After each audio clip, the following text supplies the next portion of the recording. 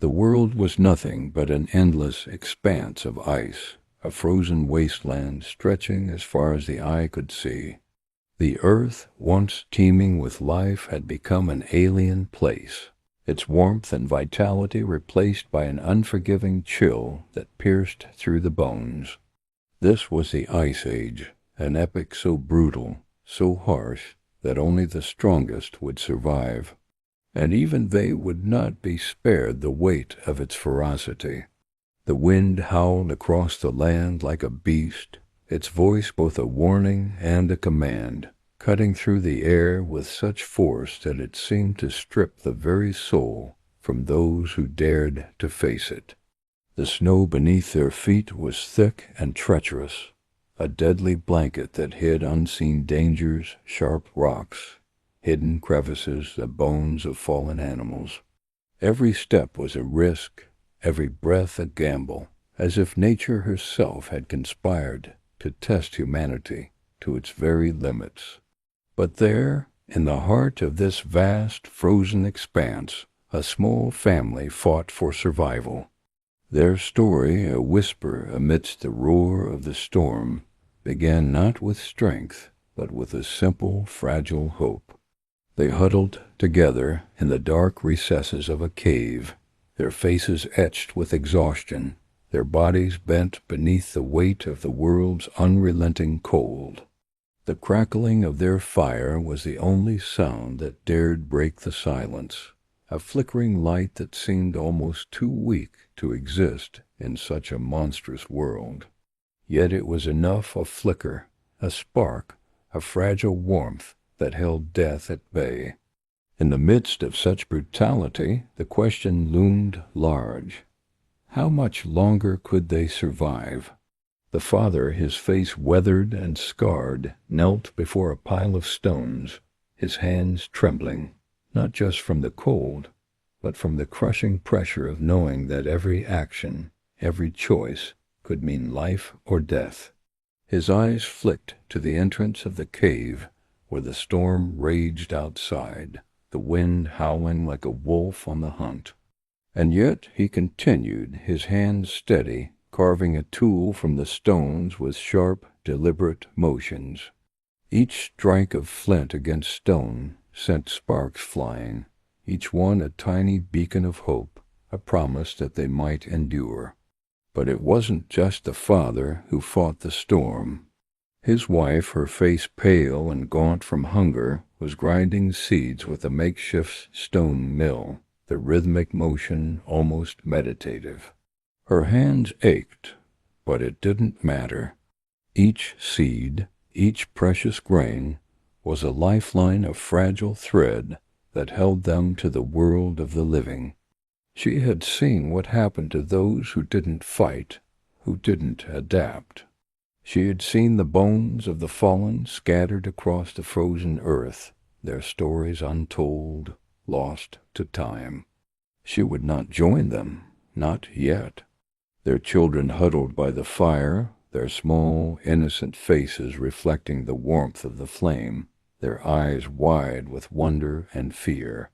They didn't fully understand the danger that hung over them like a storm cloud, but they felt it in the way their parents moved, in the urgency in their voices. They knew that the world outside could kill them in an instant. They knew that survival was a dance on the edge of a knife, and one wrong move could mean an end they weren't ready to face. But even in the face of such overwhelming fear, there was something else, something deeper, something primal. Curiosity. The world outside, this vast frozen wilderness, held mysteries that even the storm could not erase. What lay beyond the ice? What secrets were hidden in the deep crevices of the earth, beneath the layers of snow and rock? The children watched their parents with wide eyes, their minds filled with unspoken questions, their hearts pounding with a hunger for knowledge. They could sense the presence of something larger than themselves, an unseen force that both terrified and fascinated them. But there was no time to ask. Not now. there were more pressing matters. The wind outside grew louder, the storm worsening with each passing minute. The father rose, his back aching from the effort, and moved toward the entrance of the cave. He looked out, his eyes narrowing against the blinding snow. The storm was relentless, but he had to know, had the animals come? Had the herds of woolly mammoths, the great beasts that roamed the icy plains, crossed their path yet? They were their food, their salvation, but they were also a danger. One misstep, one wrong move, and the great beasts could turn on them, crushing everything in their path. Could he hunt them? Could he survive the hunt? Would he risk everything or wait, hoping for better fortune? His heart pounded in his chest, the weight of the decision pressing down on him like a mountain. But there was no time to think. The children were growing hungry, the fire was dwindling, and the storm was not letting up. In the end, he knew what he had to do. He grabbed his spear, the sharp, deadly tool he had crafted with his own hands, and turned back to his family. But as he did, he caught a glimpse of his wife's eyes, her face pale, yet filled with something more, something he couldn't quite place. Fear, yes, but something else, something deeper. It was the same look he had seen in the faces of other survivors, the same look that had haunted him for weeks, the look of those who knew they were on the brink of losing everything. His heart clenched. This wasn't just a survival anymore. This was a fight for everything they had ever known, for the future of their people.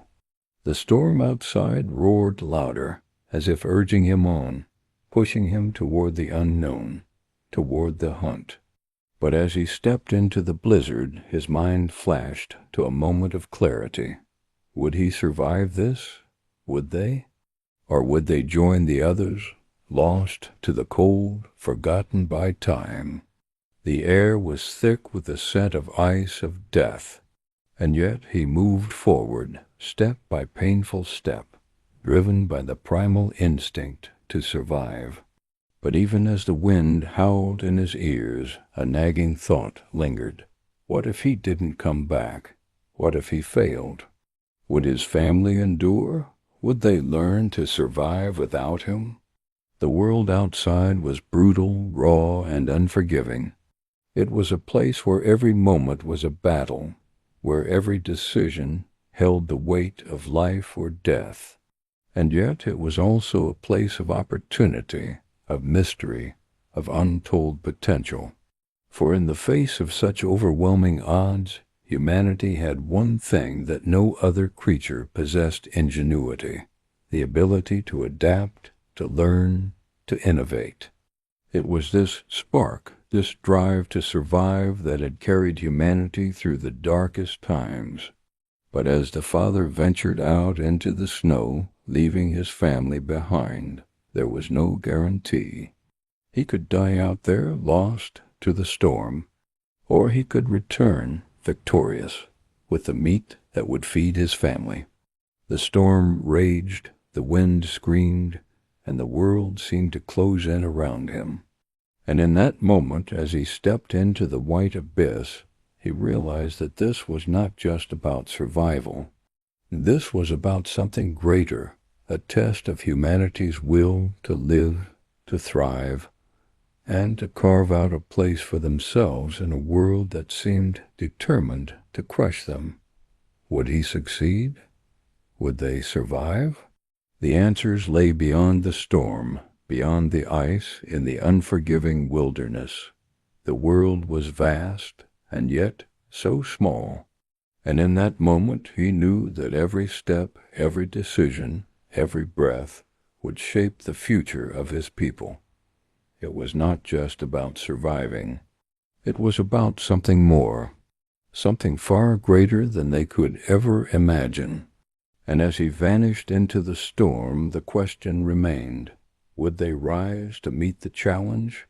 Or would they fall to the cold embrace of the Ice Age, lost to time, forgotten in the endless expanse of snow and ice?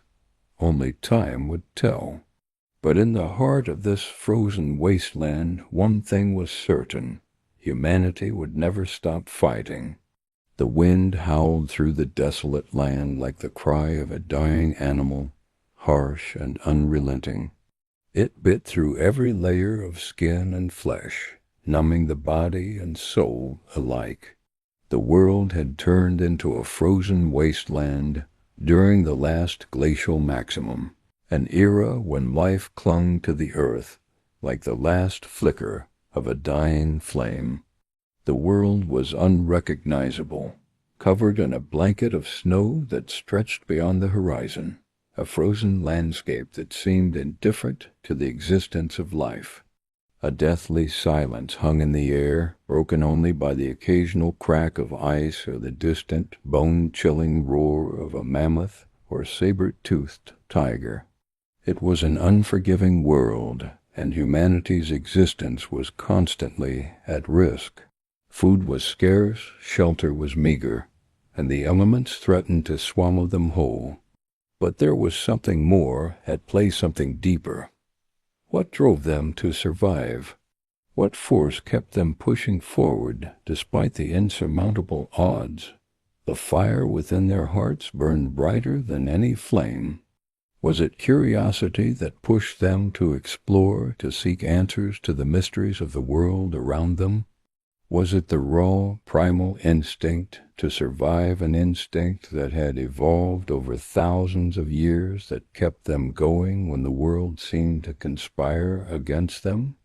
Could they overcome the brutality of their environment, or were they doomed to vanish into the frozen depths of time? Just another footnote in the story of a world that had moved on. The icy grip of nature was relentless.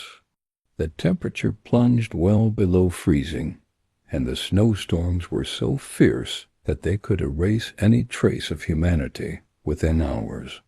Yet even as the world around them seemed to crumble, there were moments of incredible beauty, moments when life persisted, when creativity thrived in the harshest of conditions. The flames of the fire that flickered in their small shelters were not just a source of warmth. They were a symbol of life itself. In the flickering light, they crafted tools from bone, stone, and wood tools that would allow them to hunt, to defend themselves, to endure. They painted the walls of their caves with images of the creatures they hunted, preserving their stories and their triumphs. These paintings were more than just decorations. They were a declaration of humanity's refusal to be defeated by the cold, by the darkness, by the brutality of the world around them. The Ice Age was a time of immense challenge, but it was also a time of profound transformation. The Younger Dryas, a sudden and catastrophic drop in temperature, brought a new wave of fear and uncertainty. It was as if the world itself had turned against them. The glaciers advanced once more, closing off the land and pushing humanity to the brink of extinction. The harsh conditions forced early humans to retreat to small, isolated communities where survival became a matter of life or death. In these communities, every moment was fraught with danger. The wild predators that once roamed freely were now desperate for food, and humans were no longer the apex predators. The challenge was not just to survive the cold, but to outsmart the beasts that lurked in the darkness, waiting for any sign of weakness. In these moments, humanity's ingenuity was their greatest weapon. But would it be enough? Could they adapt in time? Could they survive long enough to see another dawn? The evidence of their struggle is all around us: stone tools, broken bones, and the remnants of ancient fires. Archaeologists have uncovered the scars of this battle for survival, revealing the lengths to which early humans were forced to go. They hunted mammoths, bison, and other massive beasts, using spears and arrows crafted from the bones of animals they had slain. They built shelters from animal hides and bones, huddling together for warmth in the face of an ever-encroaching cold. They even began to bury their dead with offerings, a reflection of their growing spirituality in the face of the inevitable. It was not just the fear of physical death that haunted them. It was the fear of extinction, of being swallowed up by the relentless march of time. In the midst of this struggle, there were moments of awe. The sheer scale of the earth, its raw power, was something to behold. Massive glaciers, towering like gods, seemed to crush everything beneath their weight. Volcanoes erupted with terrifying force, spewing ash and lava into the sky. The earth itself seemed to be in turmoil, its very bones shaking with the intensity of a world in chaos. Yet amid the destruction, there was life, fragile, fleeting, and precious. The struggle for survival was not just about brute strength. It was about resilience, about the will to live in a world that offered no guarantees. There was beauty in the struggle, in the way early humans adapted, finding new ways to survive, finding new ways to thrive. And yet, despite their best efforts, there was always the question, how long could they hold out? How much longer could they endure? Could they ever escape the icy grip of the Ice Age? Or would they be swallowed up by it, their names lost to history? As the temperature dropped, as the glaciers advanced, humans were forced to adapt in ways they never had before. They began to change their diets, focusing on smaller prey and developing more sophisticated hunting techniques. They crafted weapons that were more efficient, more deadly, and more capable of taking down larger animals. They built more elaborate shelters, learning to use the environment to their advantage. They made clothing from animal skins that provided warmth and protection from the elements. They learned to store food for the long winters, ensuring that they would survive even when the land was covered in snow. But as the world grew colder, it also grew more dangerous. Every step outside their shelters was a risk. The world was filled with predators, both animal and human, who would stop at nothing to survive.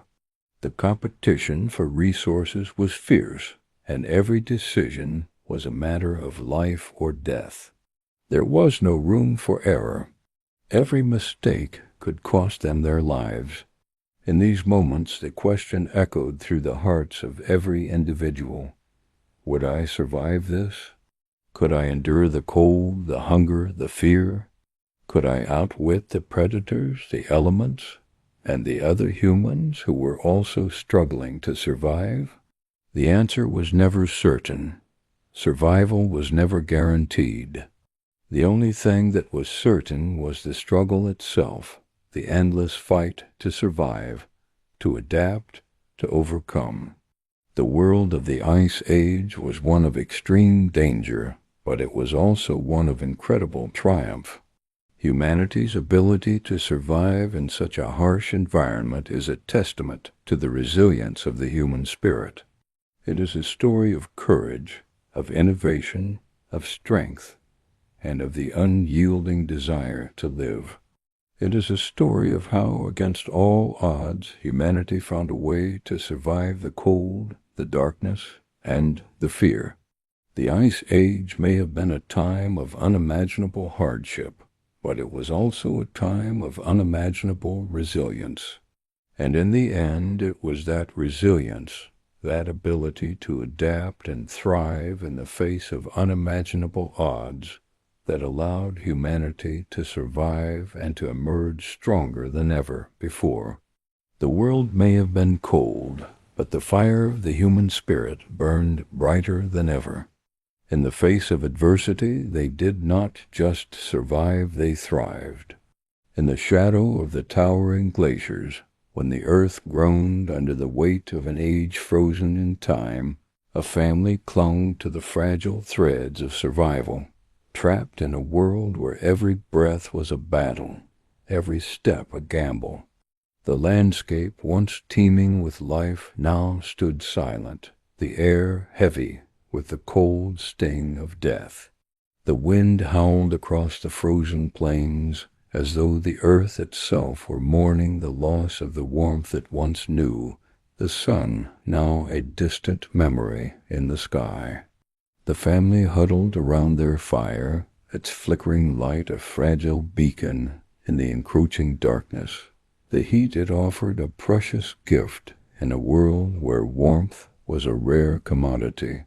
They were survivors, yes, but survival was a fleeting thing, a dance on the edge of a blade, where one wrong move could mean the end. The father, a man whose face had been carved by the harsh winds of this unforgiving world, stood guard, his eyes scanning the horizon, alert for any movement in the snow. The sound of the wind was deafening, but beneath it, a deeper, more primal sound, lurked one that spoke of danger. The shadows seemed to shift, the darkness beyond the fire's reach a threatening void, a reminder that in this world the line between life and death was razor-thin.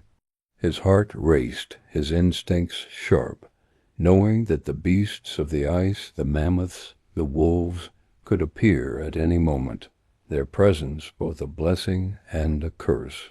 The hunt was their lifeline, but it was also their greatest peril. One mistake, one misstep, and the world would claim them without hesitation. The mother, her face pale and drawn, wrapped her arms around her children, pulling them close as the cold gnawed at their bones. She could feel their tremors, the fear that clung to them like a second skin, and she knew that this fear, this primal, gut-wrenching terror was as much a part of their world as the ice and snow. Yet, even in the face of such danger, she had learned to mask her own fear. The children needed her strength, her warmth, her love. But deep inside she wondered, how much longer could they last? How much longer could they defy the cold, the hunger, the ever-present threat of the unknown? The ice seemed to press in around them, suffocating, relentless. She knew that the world outside their shelter was a brutal, unyielding place, and that survival was no longer guaranteed, no longer something that could be taken for granted. Every day was a gamble, every moment an uncertain leap into the abyss. Yet they fought on. They fought not just for themselves, but for each other, for the chance to see another dawn, to breathe another breath, to hold on to the fleeting hope that they could endure the unendurable. But the cold was not the only enemy. The earth itself was shifting, as though the very foundations of the world were trembling. The temperature continued to drop, the seasons no longer followed the rhythm they once had, and the land itself seemed to fight back against them. The once fertile plains were now a barren wasteland, stripped of life, its once vibrant ecosystems now reduced to shadows of their former selves. The animals they relied on were growing scarce, and the hunt was becoming more dangerous by the day. The mother, though weary, had become a master at reading the signs of the land, her eyes scanning the ground for the faintest traces of movement. She knew that survival meant understanding the land, understanding the creatures that roamed it, and knowing when to fight and when to flee. Her fingers, calloused and raw, worked tirelessly as she prepared their meager meals, turning every scrap of food into something that could sustain them. But as she worked, her mind wandered to darker places, places she did not dare speak of aloud. What if they could not survive? What if the world was simply too harsh, too unforgiving for them to endure? The fire crackled as the family sat in silence, the weight of the world pressing down on them, each one lost in their own thoughts. The father's eyes flickered to the horizon, his gaze unwavering, as if searching for something, anything, that might offer them a glimmer of hope. But there was nothing, just the endless expanse of ice and snow. He had seen the signs, the retreating glaciers, the shifting weather patterns, and he knew that this world was no longer the one they had known. The earth was changing, and with it, the rules of survival. Would they adapt in time, or would they be swallowed by the very forces they had once conquered? The fear was palpable, an ever-present companion that haunted their every step, their every decision. In the face of such uncertainty, the family clung to each other, their love a shield against the cold, their bond a lifeline in a world that had forgotten warmth. But even love could not banish the fear that gnawed at their insides, the fear that told them that they were mere specks in a world too vast, too indifferent to care for them. The earth had no mercy for those who could not adapt. But adaptation was not just about surviving. It was about thriving, about finding new ways to conquer the challenges that lay before them. The father knew this. He had always known it. It was the reason he had fought so hard to keep his family alive, the reason he had pushed himself and his children to their limits, the reason he had taught them to hunt, to craft, to endure. But even his strength was beginning to wane, the constant battle against the elements taking its toll. And yet, even in the face of this, there was something in his heart that refused to yield. The family's survival was not just a matter of strength, but of will, of the desire to endure, to outlast, to keep pushing forward no matter the cost. And so, as the night stretched on and the fire burned low, they sat together, bound by more than just blood, but by a shared dream of a future beyond the ice. The family, though small and fragile in the grand scheme of the world, had something that the vast, unfeeling wilderness could not take from them: hope. Hope that one day the ice would recede, the land would warm, and they would walk freely once again under a sun that was not a distant memory, but a living, breathing force that gave life to the world. The question remained: would they survive long enough to see that day? Would they endure the brutal tests that lay ahead, the challenges that the earth itself seemed to throw at them with every turn? Would their ingenuity, their love, their will to survive be enough to overcome the vast, primal forces of nature that sought to destroy them? Only time would tell, but for now they held on to what they had: each other, the fire, and the dream of a future beyond the ice. They had no choice but to keep fighting, to keep pushing forward, no matter what the world threw at them. For the strength of the human spirit, of the will to survive, to adapt, and to endure, was far greater than the cold, far greater than the darkness, far greater than any challenge that the world could throw their way. And so, as the winds howled outside and the stars watched from above, the family sat together, the flickering fire casting shadows on their faces, their hearts beating in unison with the pulse of the earth itself, waiting for the dawn. In the frozen expanse of an ancient world, where life clung to existence by the thinnest of threads, a silent battle unfolded every day. The earth, an unforgiving force, seemed determined to rid itself of its inhabitants, yet something remarkable was happening. Amidst the unrelenting cold and the shadows of glaciers that towered like silent giants, humanity was fighting not only to survive, but to endure, to adapt, to evolve. With every breath of icy air, with every step through snow that swallowed entire footprints, early humans found themselves at the mercy of the earth's most primal forces. The ground beneath them could crack and collapse at any moment, the air too thin to allow for comfort, the cold too cruel to ignore. And yet, against these odds, something remarkable was happening, something no one could have predicted. What was it that kept them alive? What was the spark that drove these early humans to overcome the unimaginable? The answer was not found in their strength or their sheer will to survive, but in something far more powerful, their ability to innovate, to adapt, to use the very elements of the earth that sought to destroy them. But in that frozen world, could they truly win against the forces of nature, or was it only a matter of time before the world's brutality crushed their fragile existence? The mystery of human survival was unfolding in real time, and the answers were not only in the tools they forged, the fires they lit, and the shelters they constructed.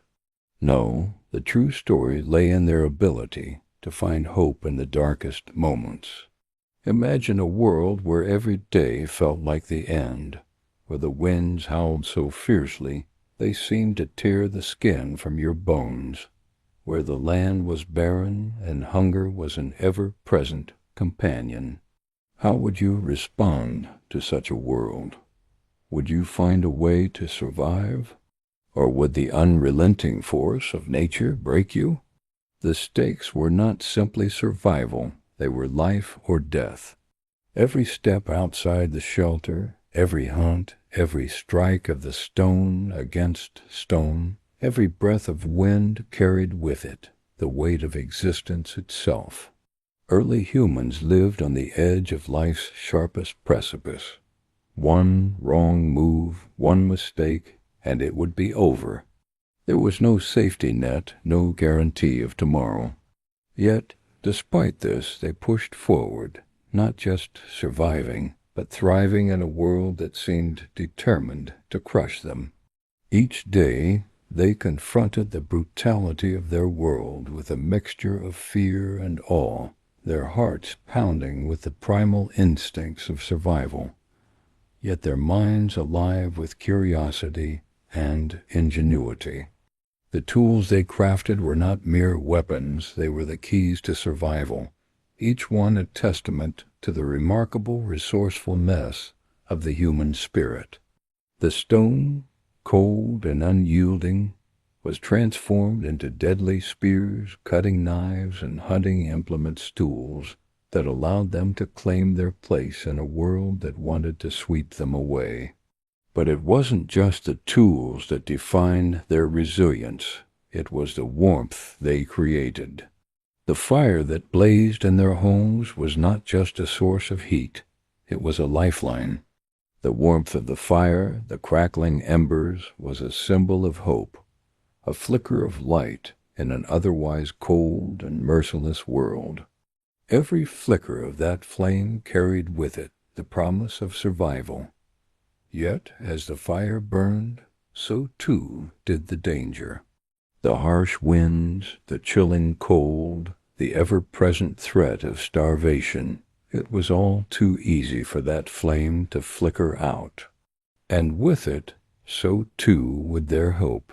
But even in the darkest of moments, when the world seemed to push them to the brink, humanity found a way to adapt. They did not just live in the environment, they shaped it. They crafted shelters from bones, hides, and the very creatures they hunted. These were not just shelters, they were sanctuaries, places where families huddled together for warmth, where survival was not a given, but a hard-won victory. Inside, the fire crackled, the shadows danced on the walls, and the humans gathered, not just for warmth, but for something far more important, each other. It was within these shelters, around the hearth, that their humanity endured. It was here, in the flickering firelight, that they shared stories of survival, of triumph, of the dangers they had overcome. Yet even in these moments of warmth, The looming presence of death never left them. The landscape outside their shelters was a land of monsters. Mammoths, saber-toothed cats, and giant ground sloths roamed the earth. These creatures, once the giants of the land, now appeared as dangers to be feared, hunted, and avoided. Every encounter with them carried the risk of death, and yet against these odds humanity persisted. They hunted these creatures, not as a means of conquest, but as a means of survival. Each kill, each hunt was a moment of victory, but also one of vulnerability. The world was vast, and it seemed that there was always something lurking just beyond the horizon, ready to destroy.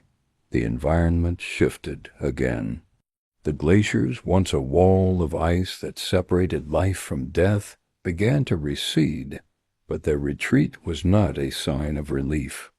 No, it was the prelude to another storm, the Younger Dryas, a time of unpredictable climate swings. The once thriving ecosystems collapsed. The animals they relied on for food became increasingly scarce, and the very land they lived on began to betray them. What would they do now when the world they had come to know began to slip away like sand through their fingers? How could they survive when the very landscape they had learned to navigate was changing before their eyes? The answer was the same as it had always been. They adapted. They didn't just wait for the storm to pass. They met it head on. They learned to hunt new creatures, to build new shelters, and to navigate a world that seemed to be constantly shifting beneath their feet. And in these moments of challenge, when the stakes of survival were at their highest, humanity proved something remarkable. They were capable of more than just surviving. They were capable of thriving. But could we do the same? Could we face such adversity, such a brutal world, and emerge victorious? The truth is, we may never know.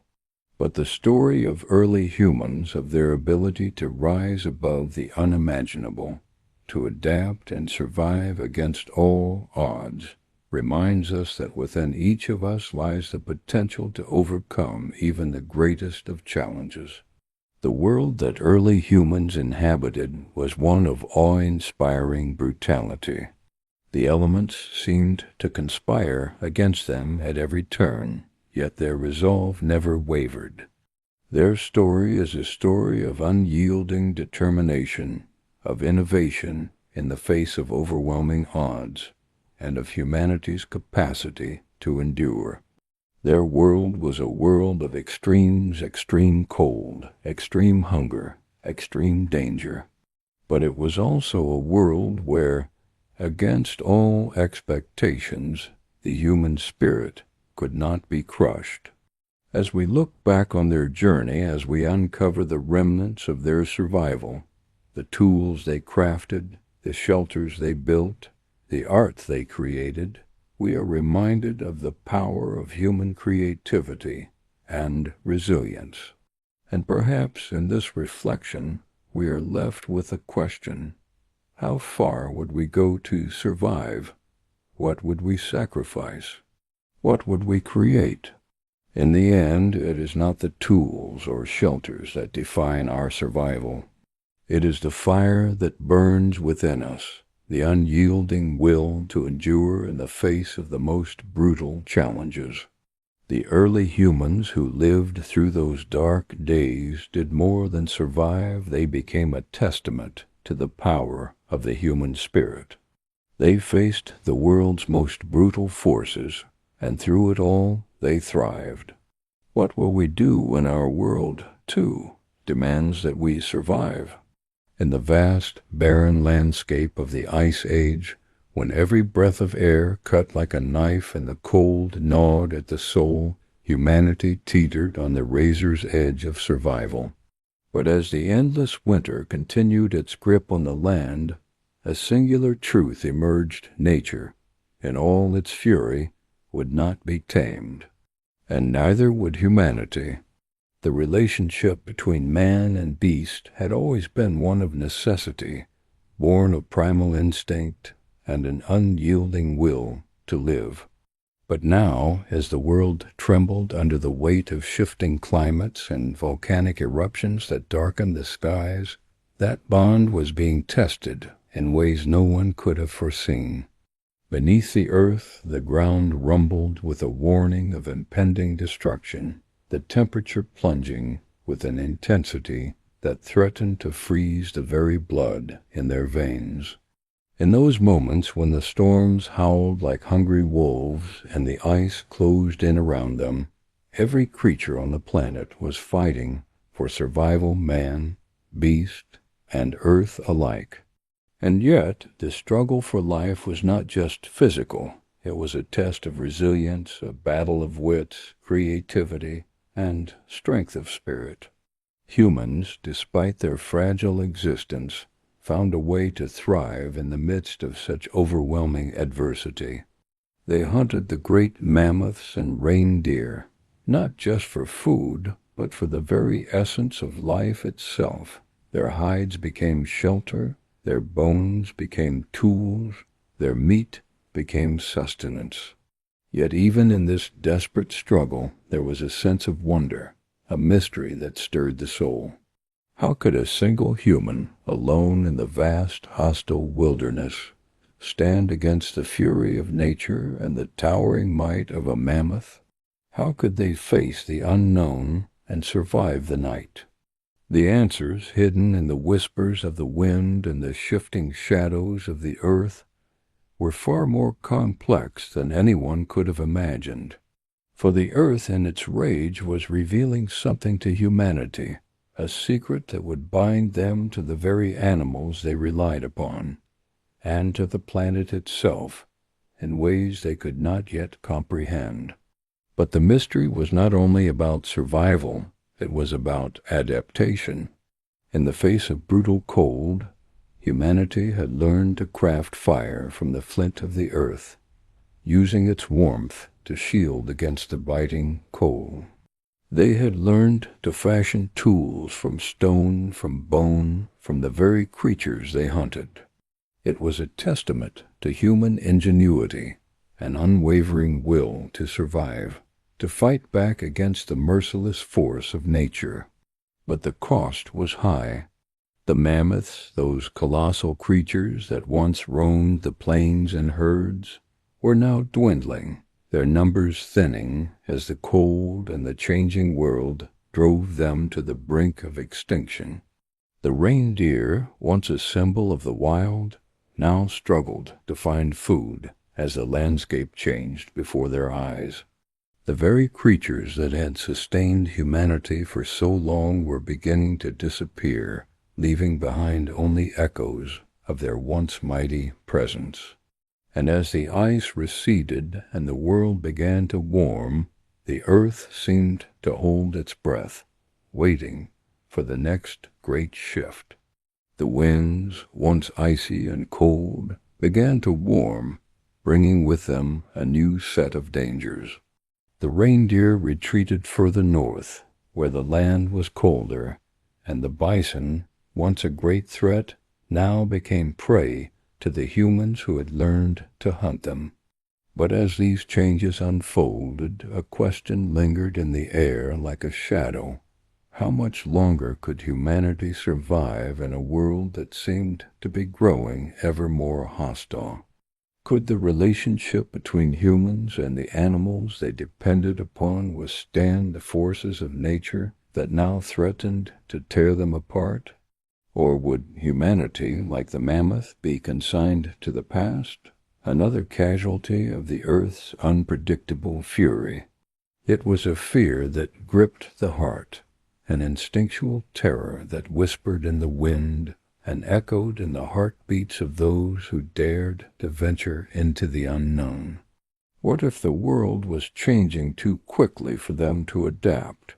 What if they were too small, too fragile, to survive the coming storm? As the earth trembled and the skies darkened, the human spirit was put to the ultimate test.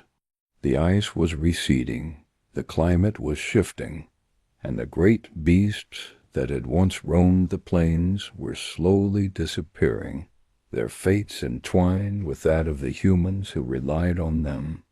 But there was no time to grieve, no time to rest. The harsh reality of survival demanded more. It demanded action.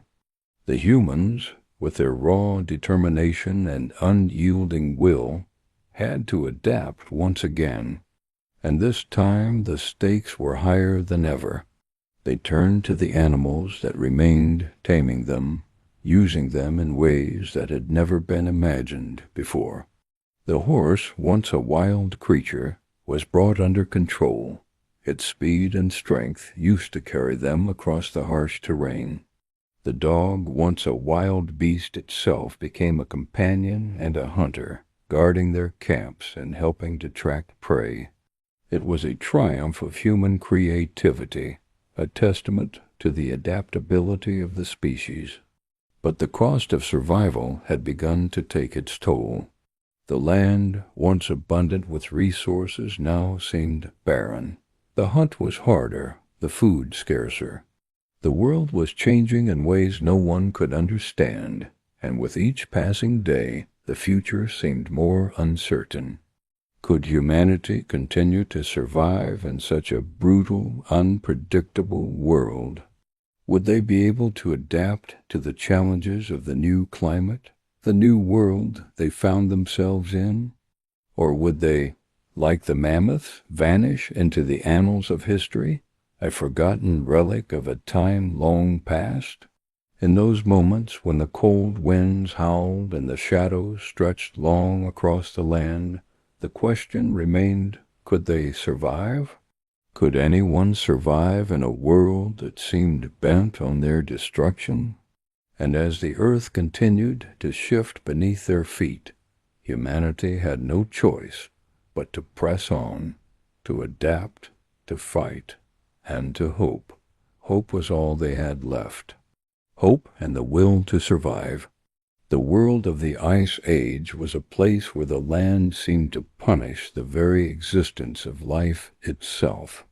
The sky was an endless expanse of gray, heavy with the weight of snow, and the ground beneath their feet was an unforgiving stretch of frozen earth, cracked and twisted by the unrelenting forces of nature. The wind howled like a predatory beast, clawing at their flesh, tearing at their resolve. It was a world where death lurked in every corner, from the sudden onslaught of storms to the hidden dangers beneath the ice. Every moment, every breath could be the last. But even here, in this brutal, merciless landscape, humanity began to make its mark not with weapons or brute force, but with something far more powerful, creativity. Deep within the caves where the cold could not reach, early humans gathered around flickering fires, their faces cast in shadows, their eyes filled with a mixture of fear and awe. It was in these moments of darkness that they found the flickering light of their future. They painted the walls with vivid images, mysterious, haunting, as though they were communicating with something beyond their understanding. Creatures of enormous size, beasts with fangs and claws, symbols that seemed to pulse with life of their own. What did they mean? Were they warnings, prayers, or the earliest echoes of a faith that transcended survival? Every image, every stroke, was a question left unanswered, a mystery embedded in time. But in those moments, those fragments of art, there was something that transcended their need to hunt, to protect, or to survive. There was hope in the belief that the future was something they could influence, something they could shape. Yet, for all their creativity, the world around them was an ever-present threat. The ice was receding, yes, but the land was changing in ways they could not yet understand. The air grew thick with the scent of earth and decay, as vast swaths of once fertile land transformed into barren deserts. And with these changes came the predators, both the animals and the elements. There was no safety here, no sanctuary. The struggle for survival was primal, brutal, unforgiving. The families that huddled together around their fires knew all too well that one wrong step, one moment of weakness, could mean the difference between life and death. The children, their wide eyes filled with uncertainty, would hear the whispers of their elders, the ones who had survived the storms, the droughts, the hunts, and they would listen intently, as if every word carried the weight of the future itself. The elders were not merely storytellers. They were the keepers of survival. Their wisdom was the thread that wove the fabric of life together.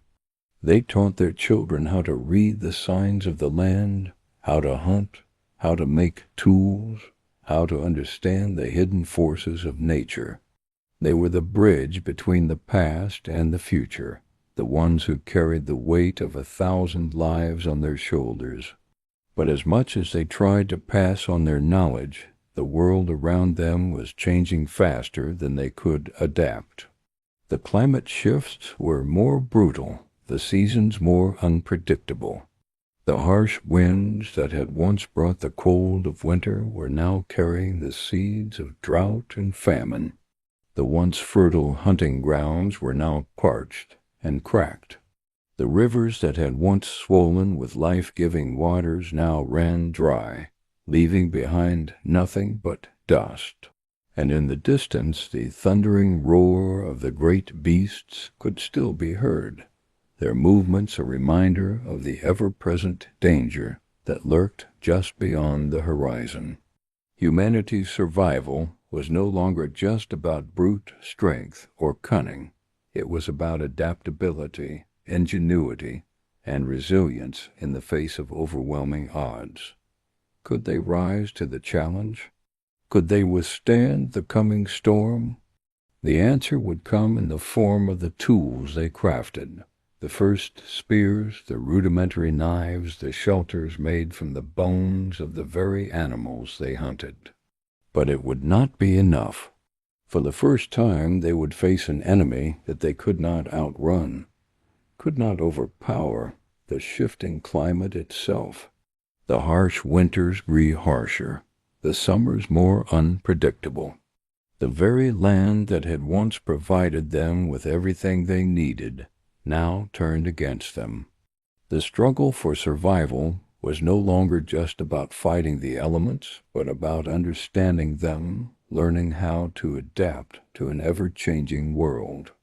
And as they did, they began to forge new bonds, new alliances, new ways of existing in this brutal landscape. They began to trade with neighboring tribes, sharing food, tools, and knowledge. They began to cooperate, to build something larger than themselves. But there was no guarantee that these bonds would last. The world was changing too quickly, and the forces at play were too great for any one tribe to overcome on its own. Yet, even in the face of such overwhelming adversity, humanity refused to succumb to despair. Instead, they found ways to adapt, to push forward. They built communities, first small, then larger, as they found ways to harvest the land, to tame the wild. They learned to farm, to domesticate animals, to create permanent shelters. They began to shape the world around them, carving their place in a land that had once seemed indifferent to their existence. But the world was never truly safe. There were always new dangers on the horizon: wildfires, earthquakes, storms that could tear through their fragile communities in an instant. And yet, in the face of these trials, there was something that bound them together, something that transcended fear, something that ignited the fire of survival in their hearts.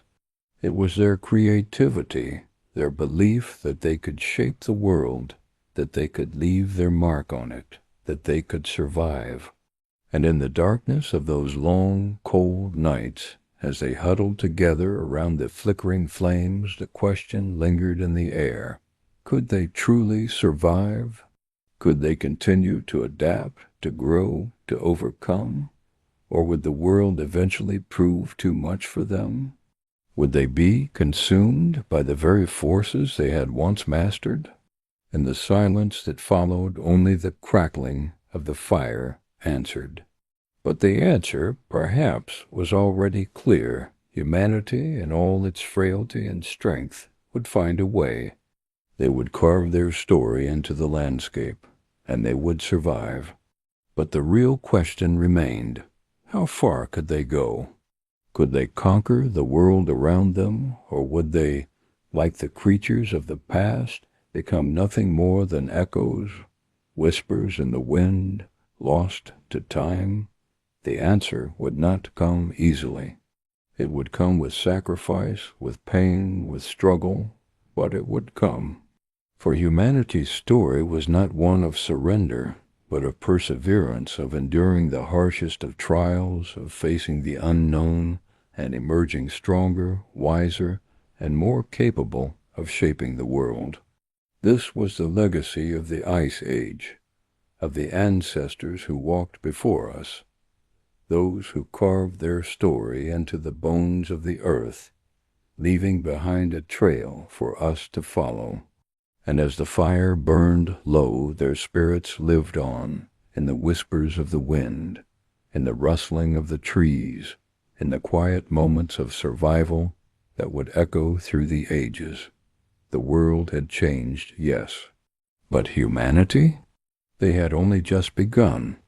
The world, once teeming with life, had become a merciless desert of ice.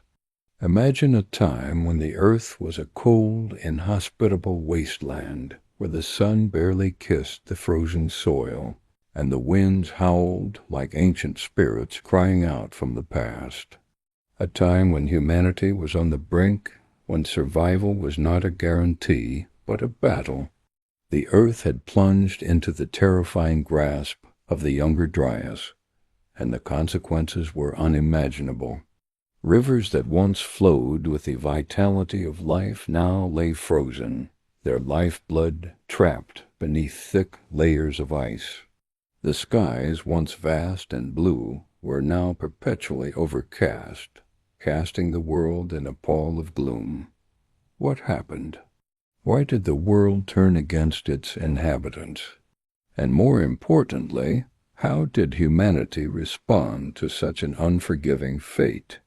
These are questions that we can never fully answer, but what we do know is this. Humanity didn't just survive, they fought, they adapted, they became something else entirely. Yet amid the growing cold and the darkening skies, the fight for survival seemed impossible. Would you have lasted? Could you have endured the primal terror, the bone-chilling cold, the absolute uncertainty of life itself? The answers to these questions lie not in the comfort of our modern lives, but in the hearts and minds of those who lived on the edge of existence. For these were the true pioneers, the ones who stared death in the face and made it their enemy.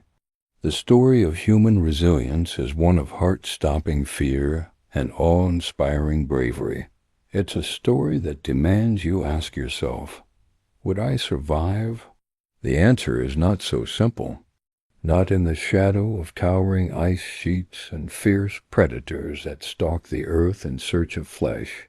Humanity was no longer at the top of the food chain, no longer safe in their homes, surrounded by the comfort of fire and community.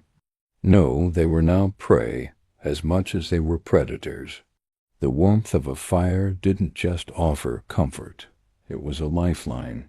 It was the barrier between life and death.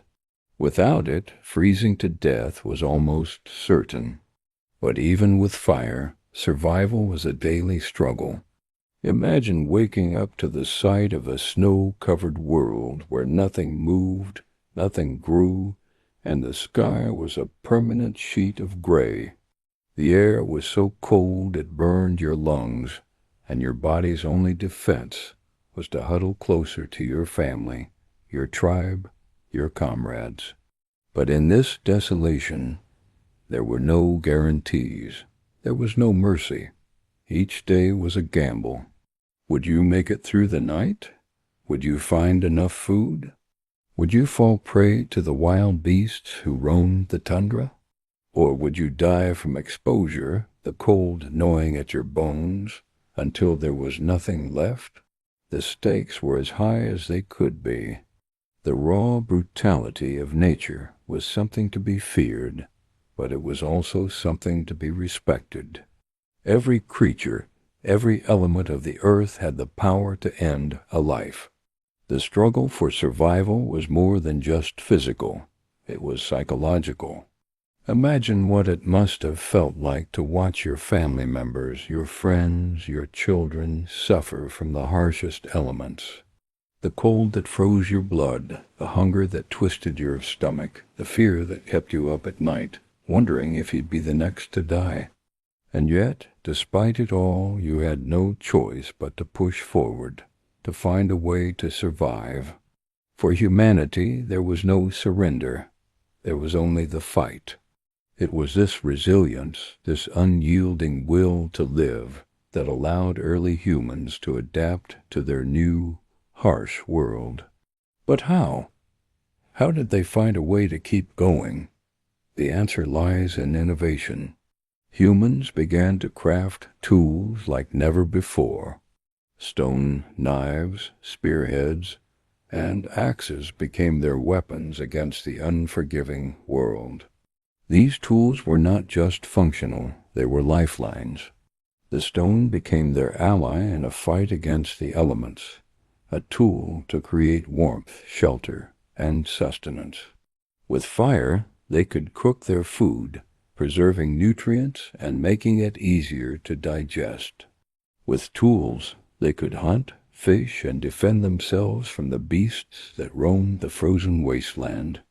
Yet, despite all their ingenuity, they were still at the mercy of a world that could end them in an instant. Their vulnerability was never far from their minds. And yet, in this cruel world, humanity found something beautiful, something that, in hindsight, seems almost miraculous. They found the strength to celebrate life, even as they teetered on the edge of death. In the midst of famine and freezing nights, humans began to create. They painted on the walls of caves, leaving behind symbols and images that spoke of their lives, their dreams, their hopes. These paintings are the echoes of a humanity that refused to fade into oblivion. They are the testament to the human spirit's ability to find beauty in the face of darkness. These were not just primitive markings. They were stories of survival, of hope, of a community bound together in the struggle for life. The mystery of these cave paintings still haunts us today. What did they mean? What were they trying to communicate? Did they have a deeper purpose? Perhaps they were prayers, rituals meant to invoke the spirits, to ensure a successful hunt or protection from predators. Perhaps they were memories, echoes of the lives that came before. Perhaps they were nothing more than a cry to the universe, asking why they had to suffer so. But they endured, and so too did humanity. Through the cold, through the fear, through the seemingly endless nights, humanity adapted. The innovations that saved them were born not from a single mind, but from the collective effort of many. This wasn't just survival, this was evolution. The first steps of a species that would go on to conquer the earth. But even as they triumphed over the ice, the earth never let them forget who was truly in control. The storms would come again. The winds would howl, and humanity, fragile as they were, would continue to fight. But in the face of such devastation, what would it take to stop them? Would the coming challenges break them, or would they rise above once more? Perhaps we'll never truly know, but we can look to their legacy. We can look at the fire that still burns in each of us, in the very marrow of our bones. And when we face our own challenges, we can ask ourselves, could I survive this? Could I endure as they did, when the stakes were life and death? When the world itself seemed determined to wipe out everything we had fought for? Could I adapt as they did, and push forward into the unknown? The answers are as complex as the world they lived in. But one thing is certain, the fire that burned in their hearts, the determination to survive against all odds, is the same fire that burns in us today. And it is this fire that will carry us into the future. In the face of adversity, humanity does not just survive, we thrive. The world was changing, and for those who walked its surface, every step was fraught with peril. The winds howled through the vast, desolate tundra, carrying with them a whisper of something greater, the icy breath of the earth itself, urging them to keep moving or perish. It was a time when survival was a game of chance, where death was never far, lurking in the shadows of every frost-bitten tree, behind every snowbank, and in the depths of every freezing river. But amid this chaos, humanity's spark would not be extinguished. The first migrations were not simply journeys across landscapes. They were desperate bids for life, battles against a world that seemed determined to crush the very spirit of man. Yet, even in the face of overwhelming odds, the human heart pulsed with an unwavering determination. From Asia to North America, from the ice-bound plains to the scorching deserts, humanity's early travelers were bound not by a map, but by something far deeper, their primal instinct to survive, to adapt, to endure. And as they ventured into the they did not simply move. They carved paths into the very fabric of the world itself. The land bridge, an icy stretch of earth, barely visible beneath a blanket of snow, became the first frontier. It was a place where life and death were measured in each step, where the freezing cold was a constant companion, and where the horizon promised nothing but the unknown. The Bering Land Bridge was not a simple passage.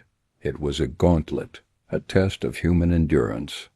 Those who made it across were not just survivors. They were pioneers, explorers, driven by a deep need to overcome nature's most unforgiving elements. They faced a terrain that seemed to conspire against them, blizzards that could blind, winds that could freeze the very marrow in your bones, and the haunting cry of wolves that stalked the edges of their firelight. Yet they pressed on. Each step was a triumph, each breath a victory. But could we, in their shoes, have done the same? Would we have found the strength to continue, knowing that death was so close, its shadow so long? As these first humans crossed into North America, they were greeted by an alien world. The mammoths, whose massive forms loomed like ghosts of a forgotten era, were not just creatures of myth. They were real, terrifying, and deadly. The saber-toothed cats, their teeth long and sharp, stalked the edges of their encampments, watching with a predator's patience, and the vast, endless wilderness stretched before them like a monstrous, indifferent beast. Each new dawn was not a promise of safety. It was a reminder that the land did not belong to them. It was a constant struggle for survival, each day an uncertain battle against the elements and the beasts that ruled the land. Yet as they braved the wilderness, humanity did not break. They adapted. Their tools became more sophisticated, their strategies more refined. They hunted the great mammoths with a blend of ingenuity and desperation, crafting spears and traps with trembling hands, their every move dictated by the need to stay alive. They built shelters that, though crude, offered warmth and safety in a world that offered none. And in the flickering light of their fires they created art, immortalizing their journey in symbols and pictures on cave walls. The flames that danced in the darkness were not just a source of warmth. They were a testament to humanity's ability to create light in the face of overwhelming darkness. Yet, as the ice continued to retreat, the world shifted once again. In Europe, the climate was changing with terrifying speed. The forests, once rich and full of life, were receding, replaced by barren, windswept plains. The cold bit deeper into the bones, and the once green earth seemed to turn its back on humanity. But the early humans of Europe did not falter. They faced the challenges of their environment with the same resilience that had carried their ancestors across the Bering Land Bridge.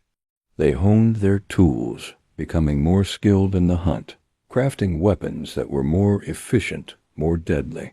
They created fire, a gift that was both practical and sacred, and with it they learned to cook, to keep predators at bay, and to ward off the encroaching cold. But even as they adapted, the world around them grew more dangerous. The animals they had once hunted with relative ease were becoming more elusive, more aggressive. The vast herds of reindeer and bison that had roamed the plains were dwindling, and the early humans found themselves in an even fiercer struggle for food.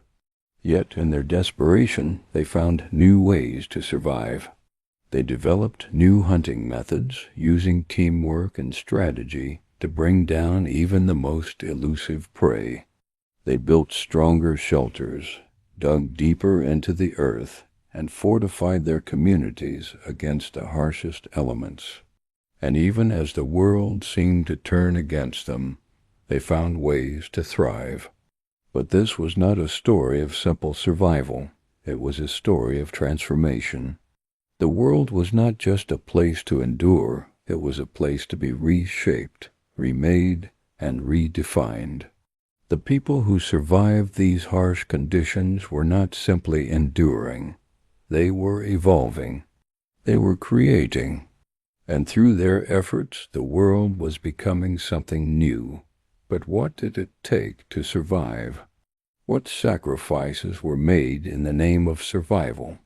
How far would we go to protect ourselves, our families, our very existence? As the world warmed and new opportunities began to open up, humanity faced new challenges. The deserts of the Middle East, once a place of harsh, inhospitable heat, began to see the rise of agriculture. But this was no easy feat. The ground was dry, the sun unforgiving. And yet humans learned to adapt. They created irrigation systems that allowed them to cultivate crops, bringing life to the barren earth.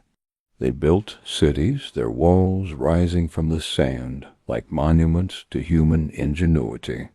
But even as they began to build, the dangers of the world were never far behind.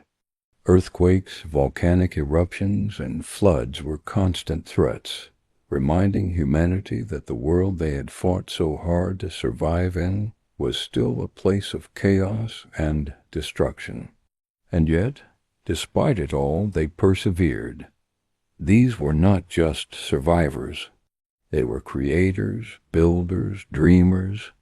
They had forged a new world, one in which they could thrive, even in the face of seemingly insurmountable obstacles. And as they looked out over the vast, ever-changing landscape, they knew that they had accomplished something extraordinary. But the story of human expansion is not just a story of triumph. It is a story of constant struggle, of constant danger. It is a story of how humanity, driven by a primal instinct to survive, was able to rise above the odds, to adapt, to innovate, and to carve out a place for itself in a world that often seemed determined to destroy it. It is a story of how, even in the darkest moments, humanity found light that illuminated the path forward, light that gave them the strength to keep going. And as we look back on their journey, we are reminded of the power of the human spirit, the resilience that lies deep within us all. We are reminded that, like those early humans, we too have the capacity to overcome the challenges that lie ahead, to face the unknown with courage, and to forge a future that will one day be remembered as our own triumph over the darkness. The world, once bathed in warmth, suddenly trembled as if it were a living entity, shuddering beneath an invisible force. The earth itself seemed to gasp, releasing an icy breath that sent shivers through the bones of every creature it touched. The younger Dryas, an event so brutal in its suddenness and intensity, arrived like an uninvited storm, leaving nothing in its wake but a landscape on the edge of destruction. In the blink of an eye, a world that had flourished under the warmth of the sun, rich with the bounty of life, became a frozen wasteland, where survival was no longer a guarantee, but a daily struggle. For the first time in generations, the temperature dropped with terrifying speed. Rivers that once teemed with life now stood still, frozen solid, as though the earth itself was holding its breath. The once fertile plains, where mammoths roamed in vast herds, were now being overtaken by creeping glaciers, inch by merciless inch. The air grew bitter, and the winds howled like wolves stalking their prey. Those who were still alive could feel the weight of the cold, the kind that pierced to the very marrow of the bones. It was not just a climate shift, it was a cataclysm, and for those caught in its grip, it was a race against time.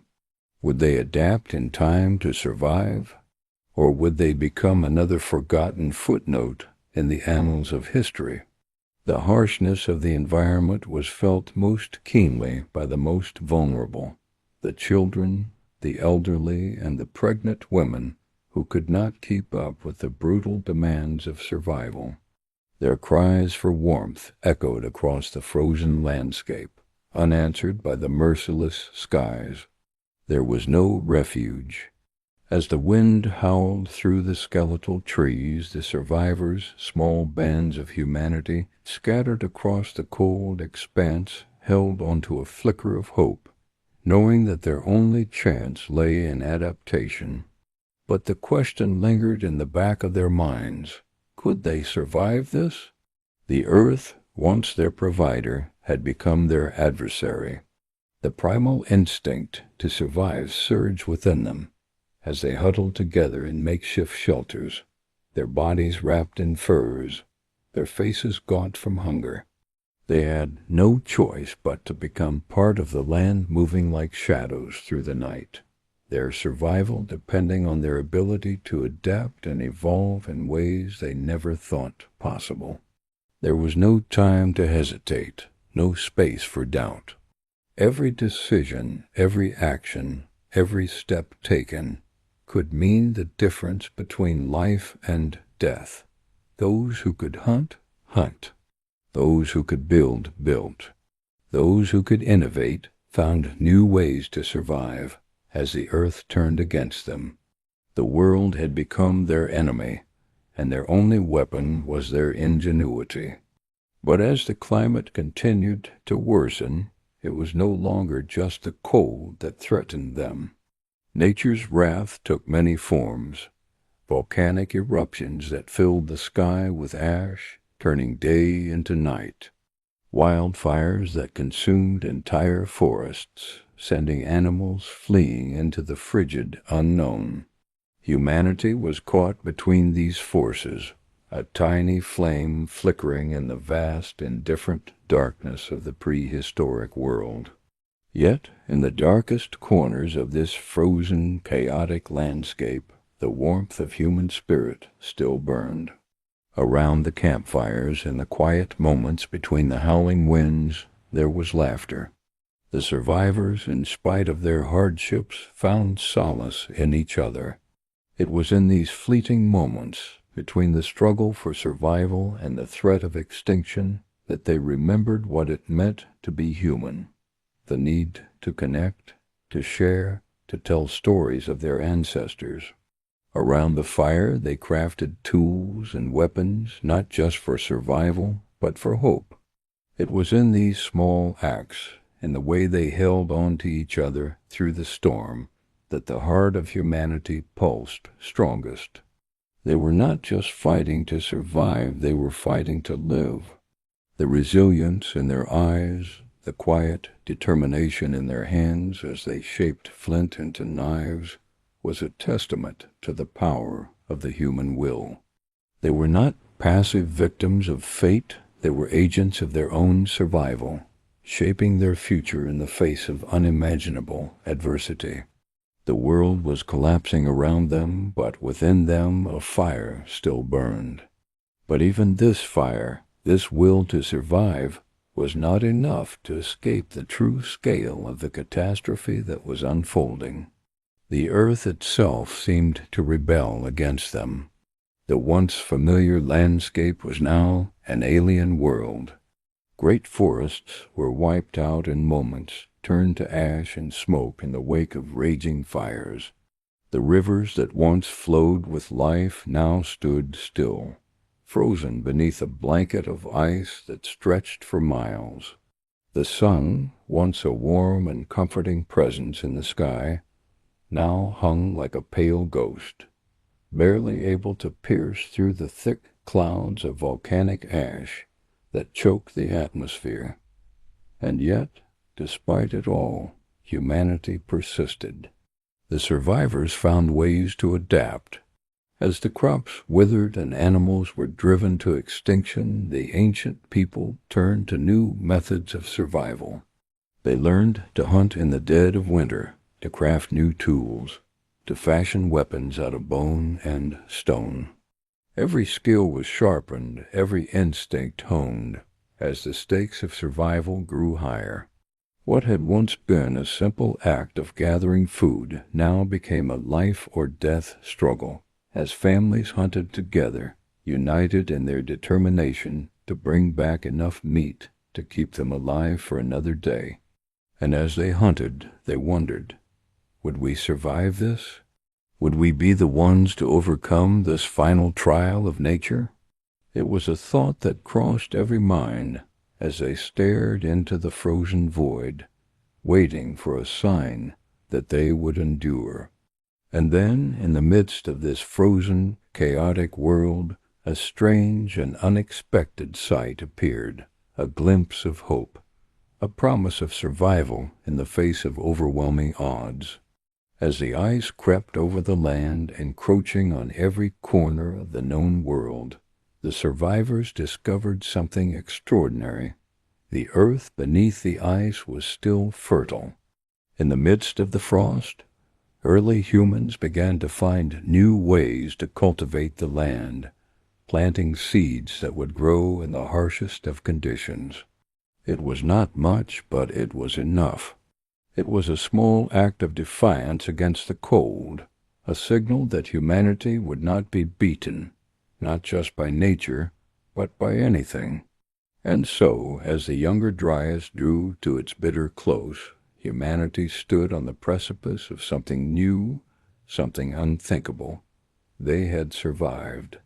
But could they thrive? The question lingered in the cold, heavy air. Would humanity, after all it had endured, be able to rise from the ashes of the younger Dryas? Would the seeds of survival, planted in the frozen soil, sprout into something greater, something that would lead to the flourishing of civilization? Or would they fade into the frozen night, leaving nothing but bones and memories?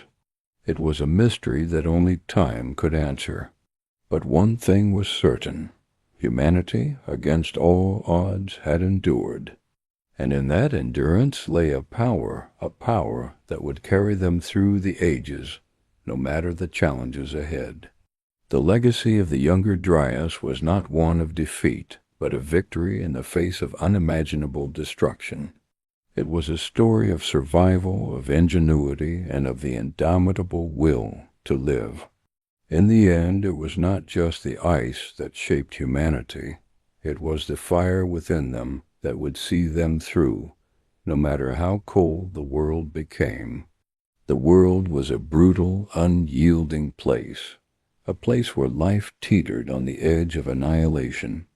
Yet amid the raging storms of ice and snow, humanity clung to existence by the thinnest thread.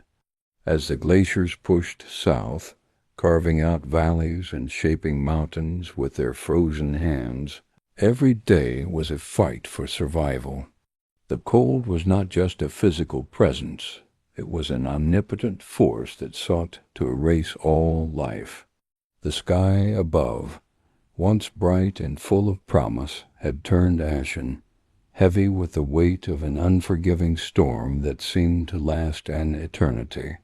Yet within this frozen expanse the human spirit began to flicker, like a single candle struggling to hold its flame against the wind. How? How did they endure this hell? How did they survive when it seemed all was lost?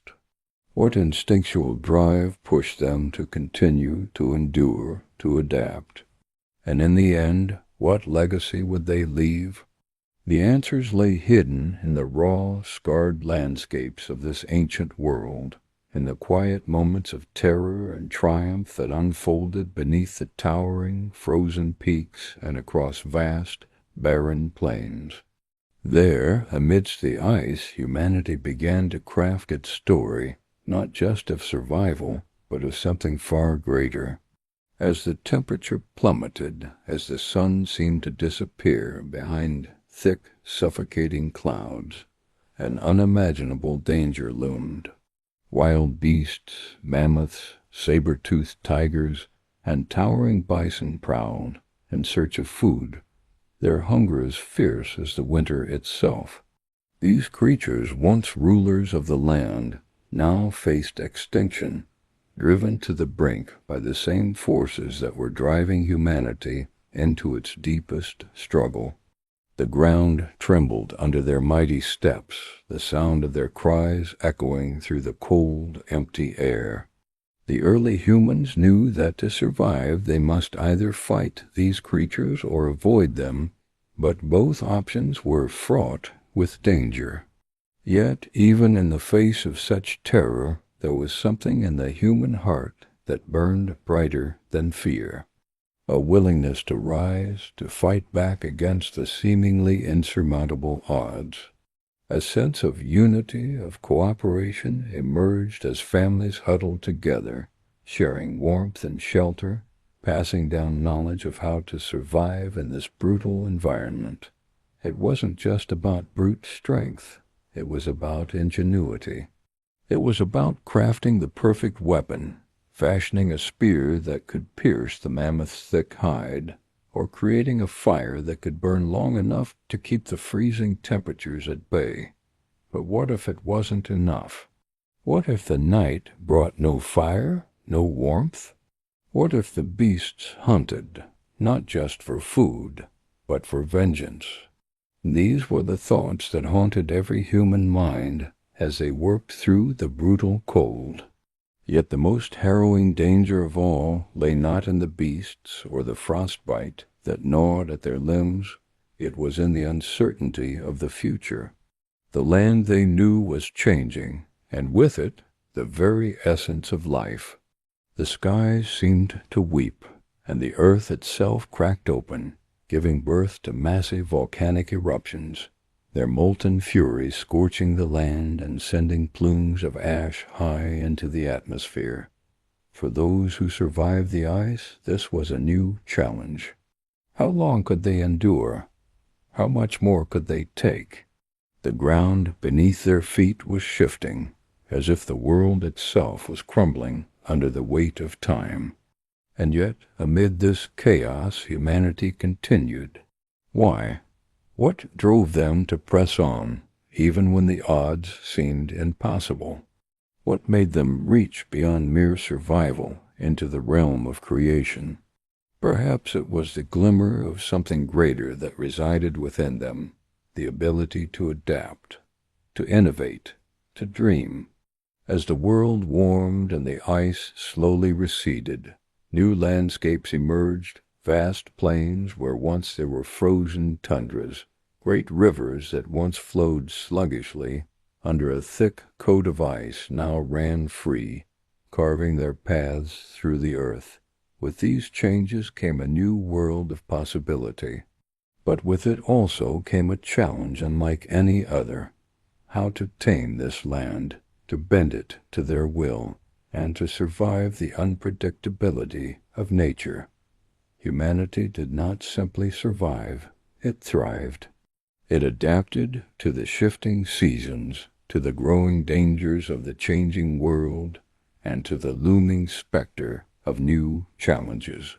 From the ashes of the old world, the first signs of civilization began to emerge slowly, tentatively, but steadily.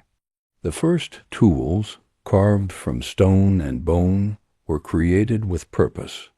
Every tool, every weapon, was crafted with the knowledge that it would be the key to survival. The early humans were not mere animals. They were thinkers, creators, problem solvers, who faced the same primal challenges we do today, but with far fewer resources and far more danger. Yet as they learned to tame fire, to craft tools, to hunt in groups, something else began to emerge: a culture. Rituals and rites were born from the need to understand the world around them, to give meaning to the unexplainable. Paintings on cave walls became more than art. They became the first language, a way of passing down stories, knowledge, and survival tactics to the next generation. The ancient fires burned not just with heat, but with the warmth of hope and unity, the belief that together humanity could overcome anything. But could they? Could we? Would we have the same strength, the same ingenuity to rise above the challenges we face today?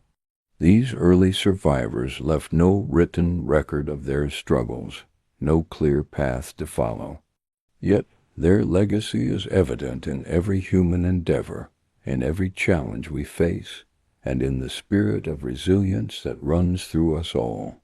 We can feel their struggle, their triumph, their thirst for survival in every moment of difficulty we face, whether in our daily lives or on the grand stage of history. As the early humans began to plant the first crops, to domesticate animals, and to form permanent settlements, a new era dawned. The changes were not without their own struggles, their own fears. The earth was no longer simply a place to survive. It was now a place to shape, to change, to build. And yet, even in this new world of agriculture and settlement, the primal forces that shaped humanity's destiny remained ever present. The world continued to change, to challenge, to push humanity to its limits. But those limits, it seemed, were constantly being pushed further and further. From the fields where the first seeds were planted, to the cities that began to rise from the ashes of the old world, humanity moved forward, not as a single being, but as a collective force, a force that would one day reshape the world beyond imagination. But as we look back at these early struggles, as we contemplate the incredible journey humanity has taken, we must ask, what lessons have we learned from their survival?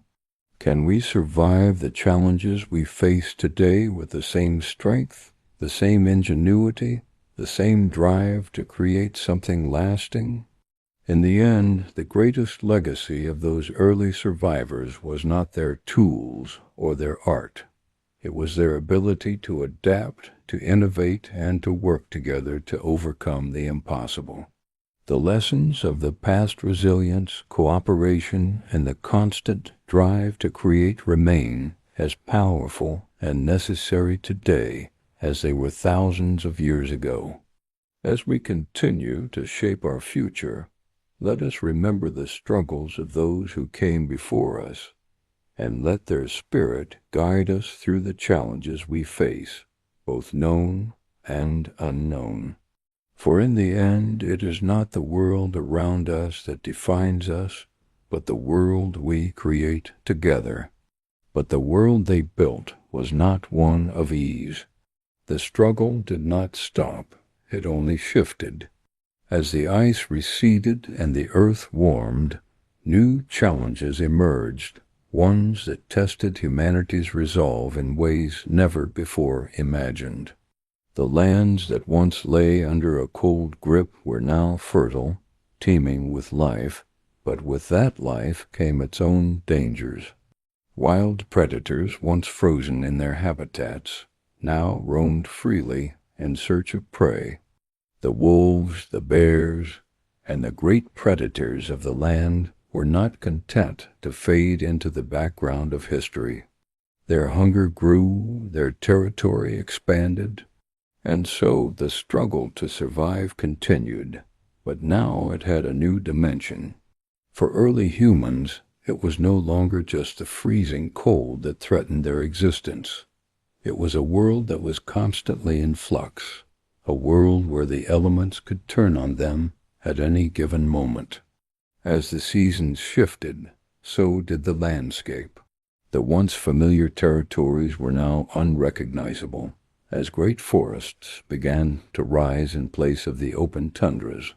Rivers carved new paths through the land, changing the very geography they had come to know.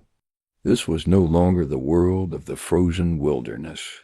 It was a world of growth, of life, and of uncertainty. The early humans had to adapt quickly, moving with the rhythms of the land, learning to predict its patterns, to read the signs that could mean the difference between survival and death. But even in this shifting world, there were those who thrived, who saw the changes not as a threat, but as an opportunity. As the first settlements began to take root, the first seeds planted in the earth, a new vision of humanity's future began to take shape. It was no longer just about survival. It was about transformation. But transformation did not come easily. For every new skill mastered, there was a new danger to face. With the advent of farming came the challenge of ensuring enough food for all. The early humans had learned to hunt and gather, but now they had to learn to cultivate and store food in a world that was not always predictable. The first crops failed, the first livestock were lost to predators, and yet with every setback they pushed forward. The will to survive, to build something greater, was stronger than any challenge they faced. But still the land held secrets that could shatter their world. Beneath the surface, volcanoes rumbled, sending tremors through the earth. Great geysers of steam erupted from the ground, warning of an unseen fury beneath their feet. The early humans knew the dangers of fire, of the earth's violent eruptions, but even they could not have prepared for what was to come. The ground beneath their feet began to crack, and the world seemed to shake with a fury not seen in generations. The air was filled with the stench of sulfur, and the sky turned black with ash. What could they do in the face of such a cataclysm? How could they survive when the earth itself seemed to rebel against them? And yet, even as the world trembled, the human spirit refused to break. In the face of disaster, they did what they had always done. They adapted. The people who survived did not do so by sheer luck or chance. They did so because they understood the power of resilience. They knew that in the face of every hardship, there was a way forward, a way to fight back, to thrive again.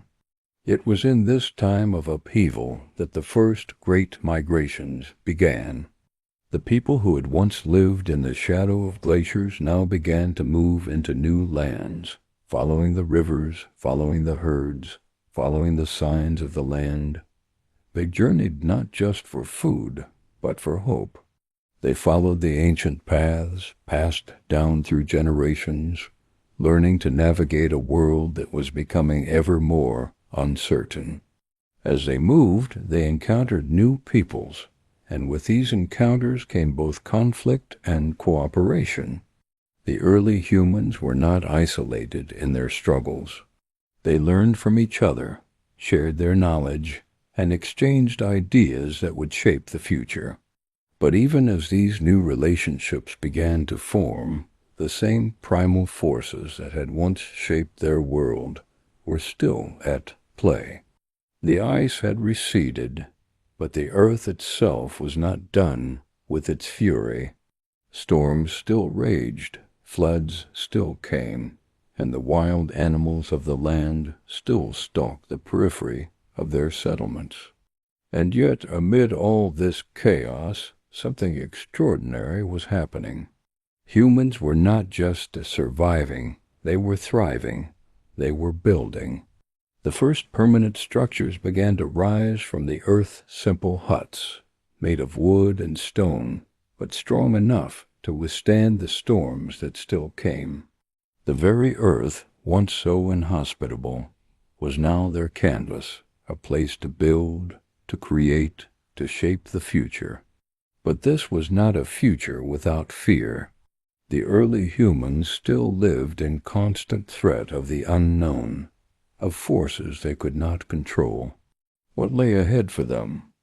What dangers awaited them on the horizon? Even as the settlements grew, as the first villages formed, there was always the knowledge that the land could change again, that nature could turn, and turn quickly. There was no certainty, no guarantee of safety. And yet, in the face of this uncertainty, humanity pressed forward. They learned to harness the power of fire, to build walls to protect their homes, to fashion weapons to defend themselves from the predators that still roamed the earth. They learned to farm, to grow crops, to domesticate animals, and to craft tools. And as they did, their society began to evolve. They learned to work together, to form alliances, to create networks that spanned across the land. They began to share knowledge, passing down the lessons of survival from one generation to the next. But even as they looked forward, the past was never far behind. The lessons of the ice age of the world that had once been their home were written into every scar on the land, in every storm that swept across the sky, in every rumble of the earth beneath their feet. The past was a constant reminder of the fragility of life, of how quickly everything could change. And yet, despite the fragility, humanity continued to thrive.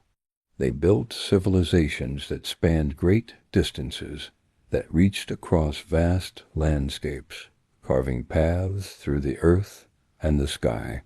The world they had once known, the frozen tundras and icy wastes, had been replaced by something far more complex, something that would one day give birth to the great empires of the future. But even in this new world, the old struggles remained. The fight for survival, the battle against nature, the need to adapt, these were not things of the past. They were things of the present and future.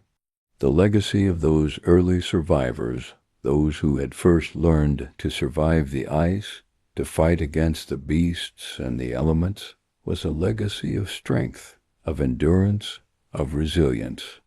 It was a legacy that would shape humanity for generations to come. And as we stand here, looking back at their struggles, we must ask, how much have we truly learned?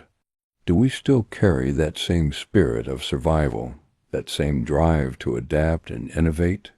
The challenges they faced may have been different, but the essence of their struggle is the same as the one we face today.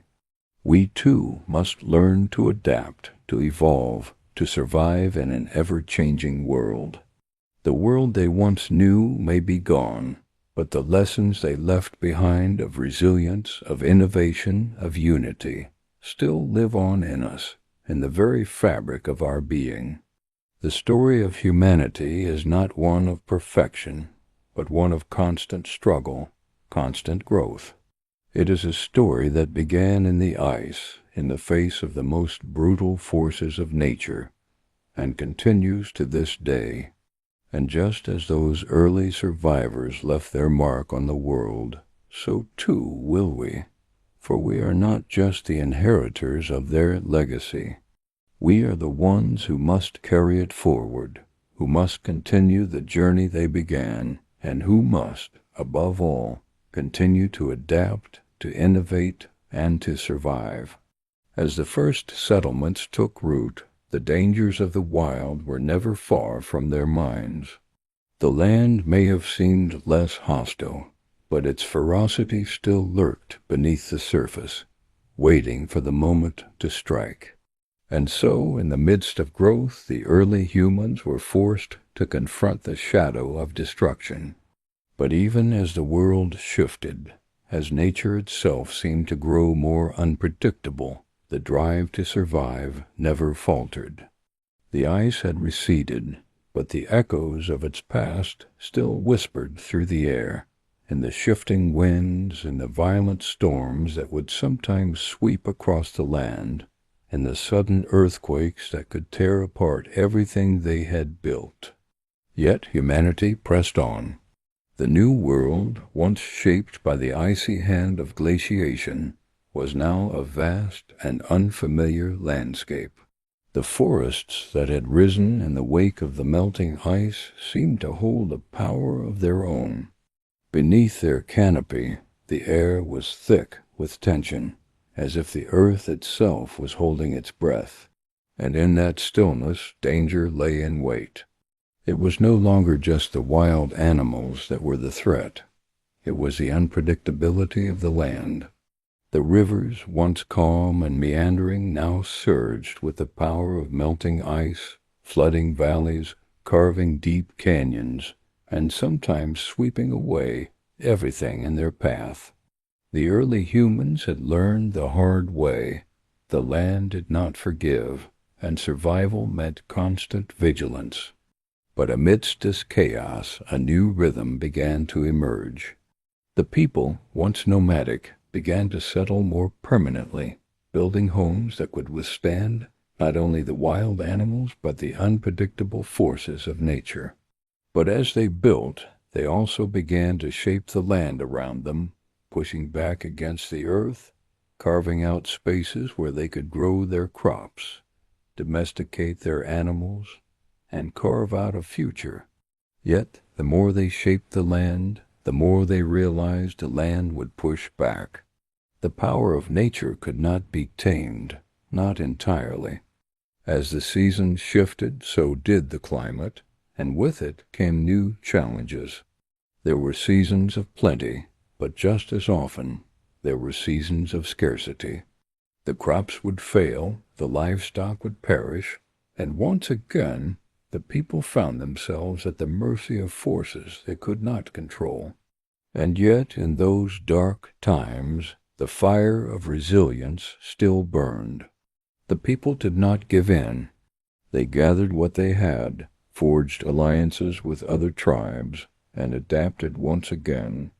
They learned to store food, to hunt more effectively, to shelter their livestock, and to navigate the unpredictable weather patterns that could turn a fertile land into a barren wasteland. But there were greater forces at play. Beneath the surface, the land itself was restless. The volcanoes that had long remained dormant began to stir.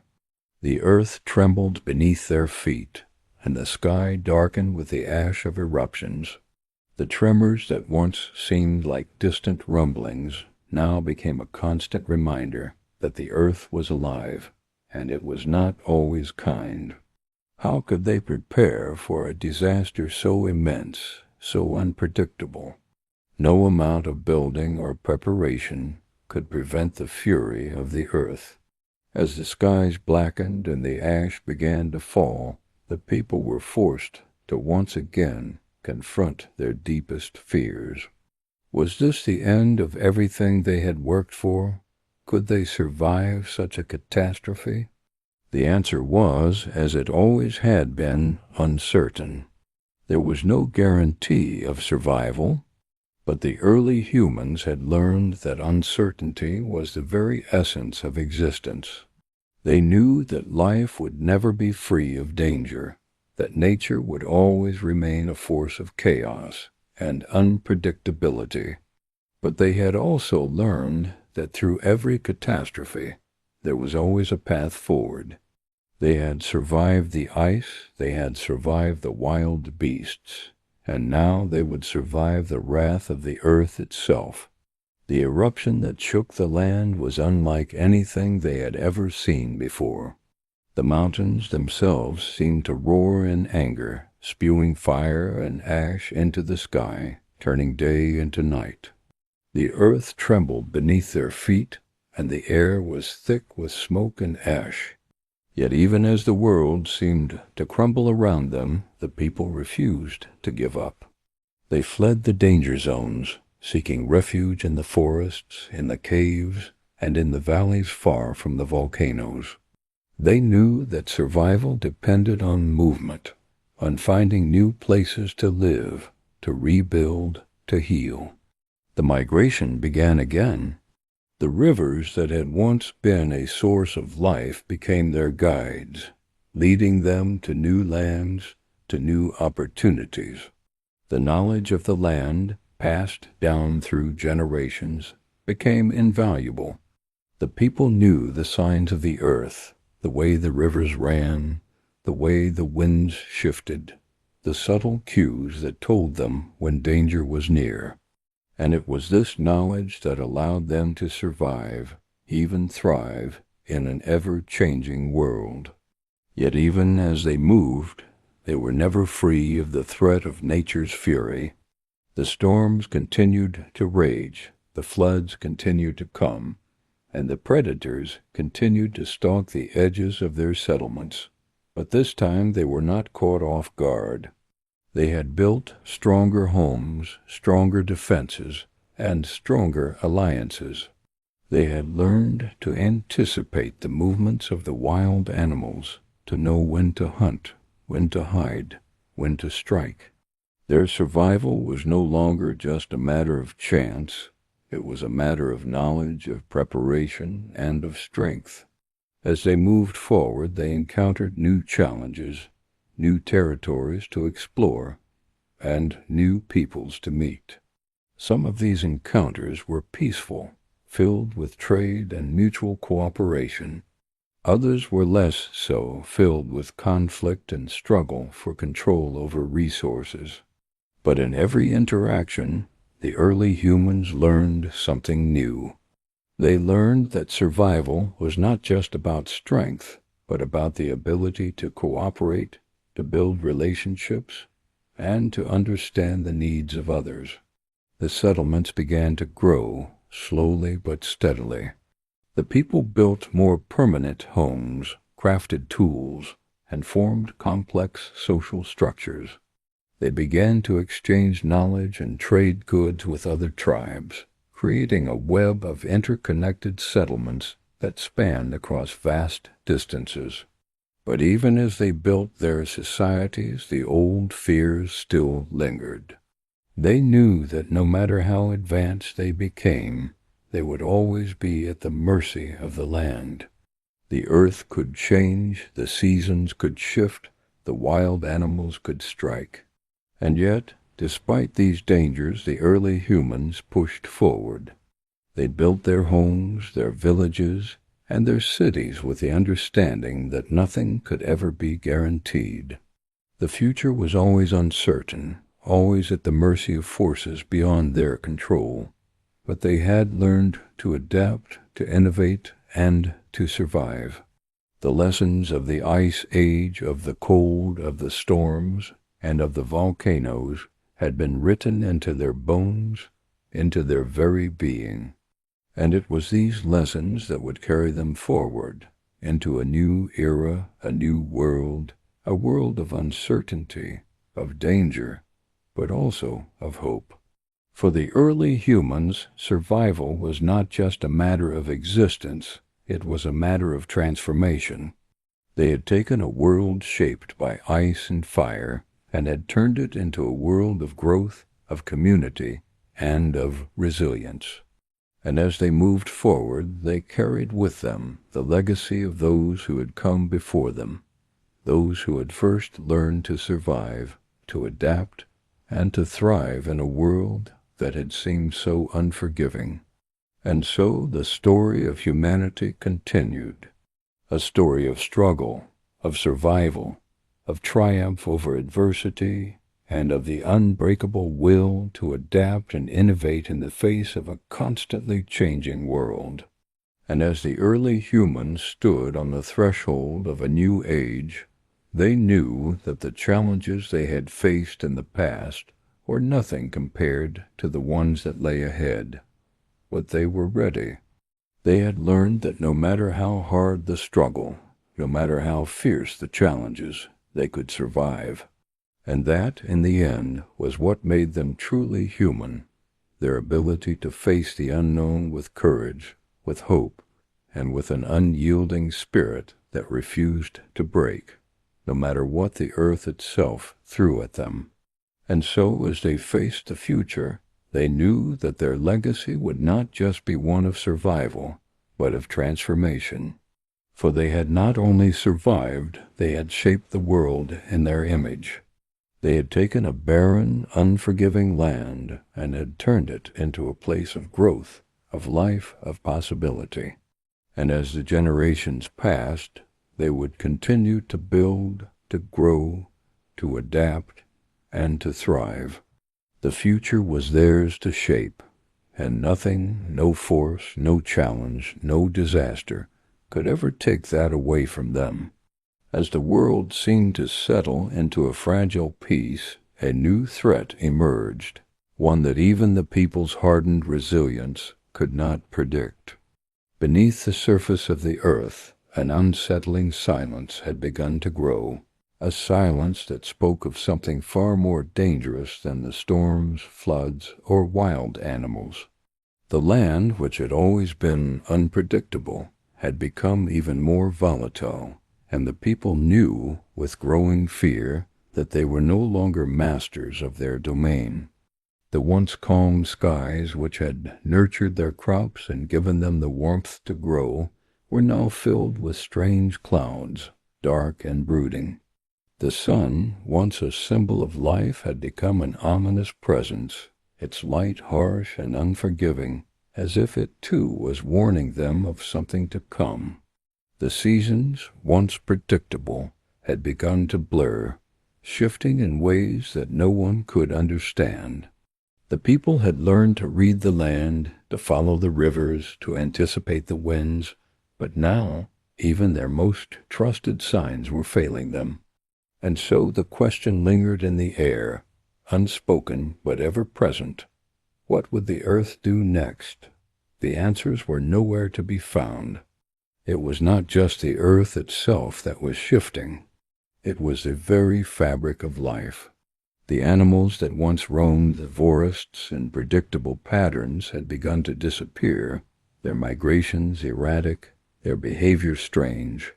The early humans who had learned to coexist with the creatures of the land found themselves facing a new and unfamiliar fear, the fear of the unknown. What had happened to the animals? Where had they gone? What had driven them away? These questions remained unanswered, and in their absence a deep sense of unease began to settle over the settlements. The people could feel it in the air, in the stillness of the forests, in the way the wind no longer carried the familiar smells of the earth. The balance that had once sustained their lives seemed to be slipping away, and with it the very essence of their survival. And yet, despite the growing fear, they pressed on. They had no choice. The people gathered in their villages, their homes strengthened against the unpredictable forces of nature. They built walls of stone and wood, reinforced their shelters with whatever materials they could find. The animals they had domesticated, once a symbol of security, now seemed fragile, vulnerable. The crops that had once thrived with little effort now grew weak, their yields smaller and smaller. But the people did not give in. They refused to surrender to the chaos that was unraveling around them. They hunted, they foraged, they traded with other tribes, and they sought new lands, lands where the earth had not yet been touched by the unseen forces that seemed to be shifting beneath their feet. But every journey they made, every step they took, brought them closer to an unsettling truth. There was no place on the earth that was untouched by the land's fury. The rivers, once their guides, had turned into wild torrents, flooding the fields, sweeping away the settlements, and leaving destruction in their wake. The forests that had once provided shelter now seemed to be closing in on them, the trees growing taller, their branches twisting into strange shapes, as if the earth itself were trying to keep them out. And yet, even in the face of such overwhelming odds, the people did not give up. They pressed on, their spirits unbroken, their will to survive stronger than ever. They had learned to live with danger, to adapt to the world as it changed, and they would continue to do so. But the earth had more in store for them. The volcanoes, which had once been distant rumblings in the background, had grown more active. The tremors, once rare, were now constant, a steady reminder that the land beneath their feet was alive and it was angry. The sky had grown darker, the sun hidden behind thick clouds of ash and smoke. The people could feel the heat in the air, a scorching warmth that seemed to come from nowhere, as if the earth itself were breathing fire. They had seen the signs, the strange patterns in the sky, the earthquakes, the sudden eruptions of the volcanoes, but they could never have imagined the full extent of the catastrophe that was about to unfold. It came without warning. The first eruption was violent, shaking the ground beneath their feet, sending plumes of smoke and ash into the air, darkening the sky and turning day into night.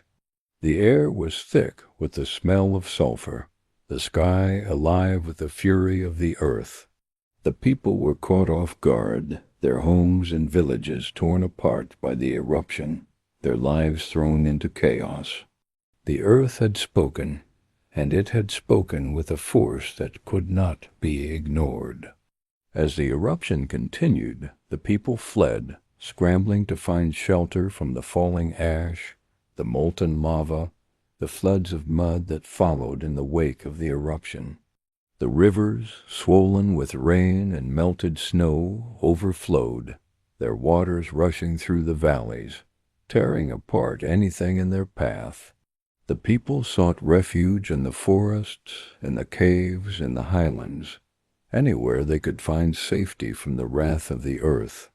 But even there, the danger was not over. The eruptions continued, the land shaking with the fury of the earth's anger.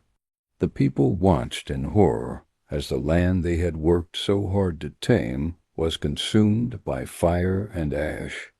And yet, even as their world seemed to crumble around them, the people refused to give up.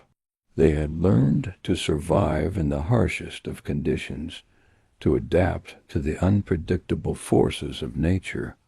They knew that survival was not a guarantee, but they also knew that as long as they had each other, they had a chance.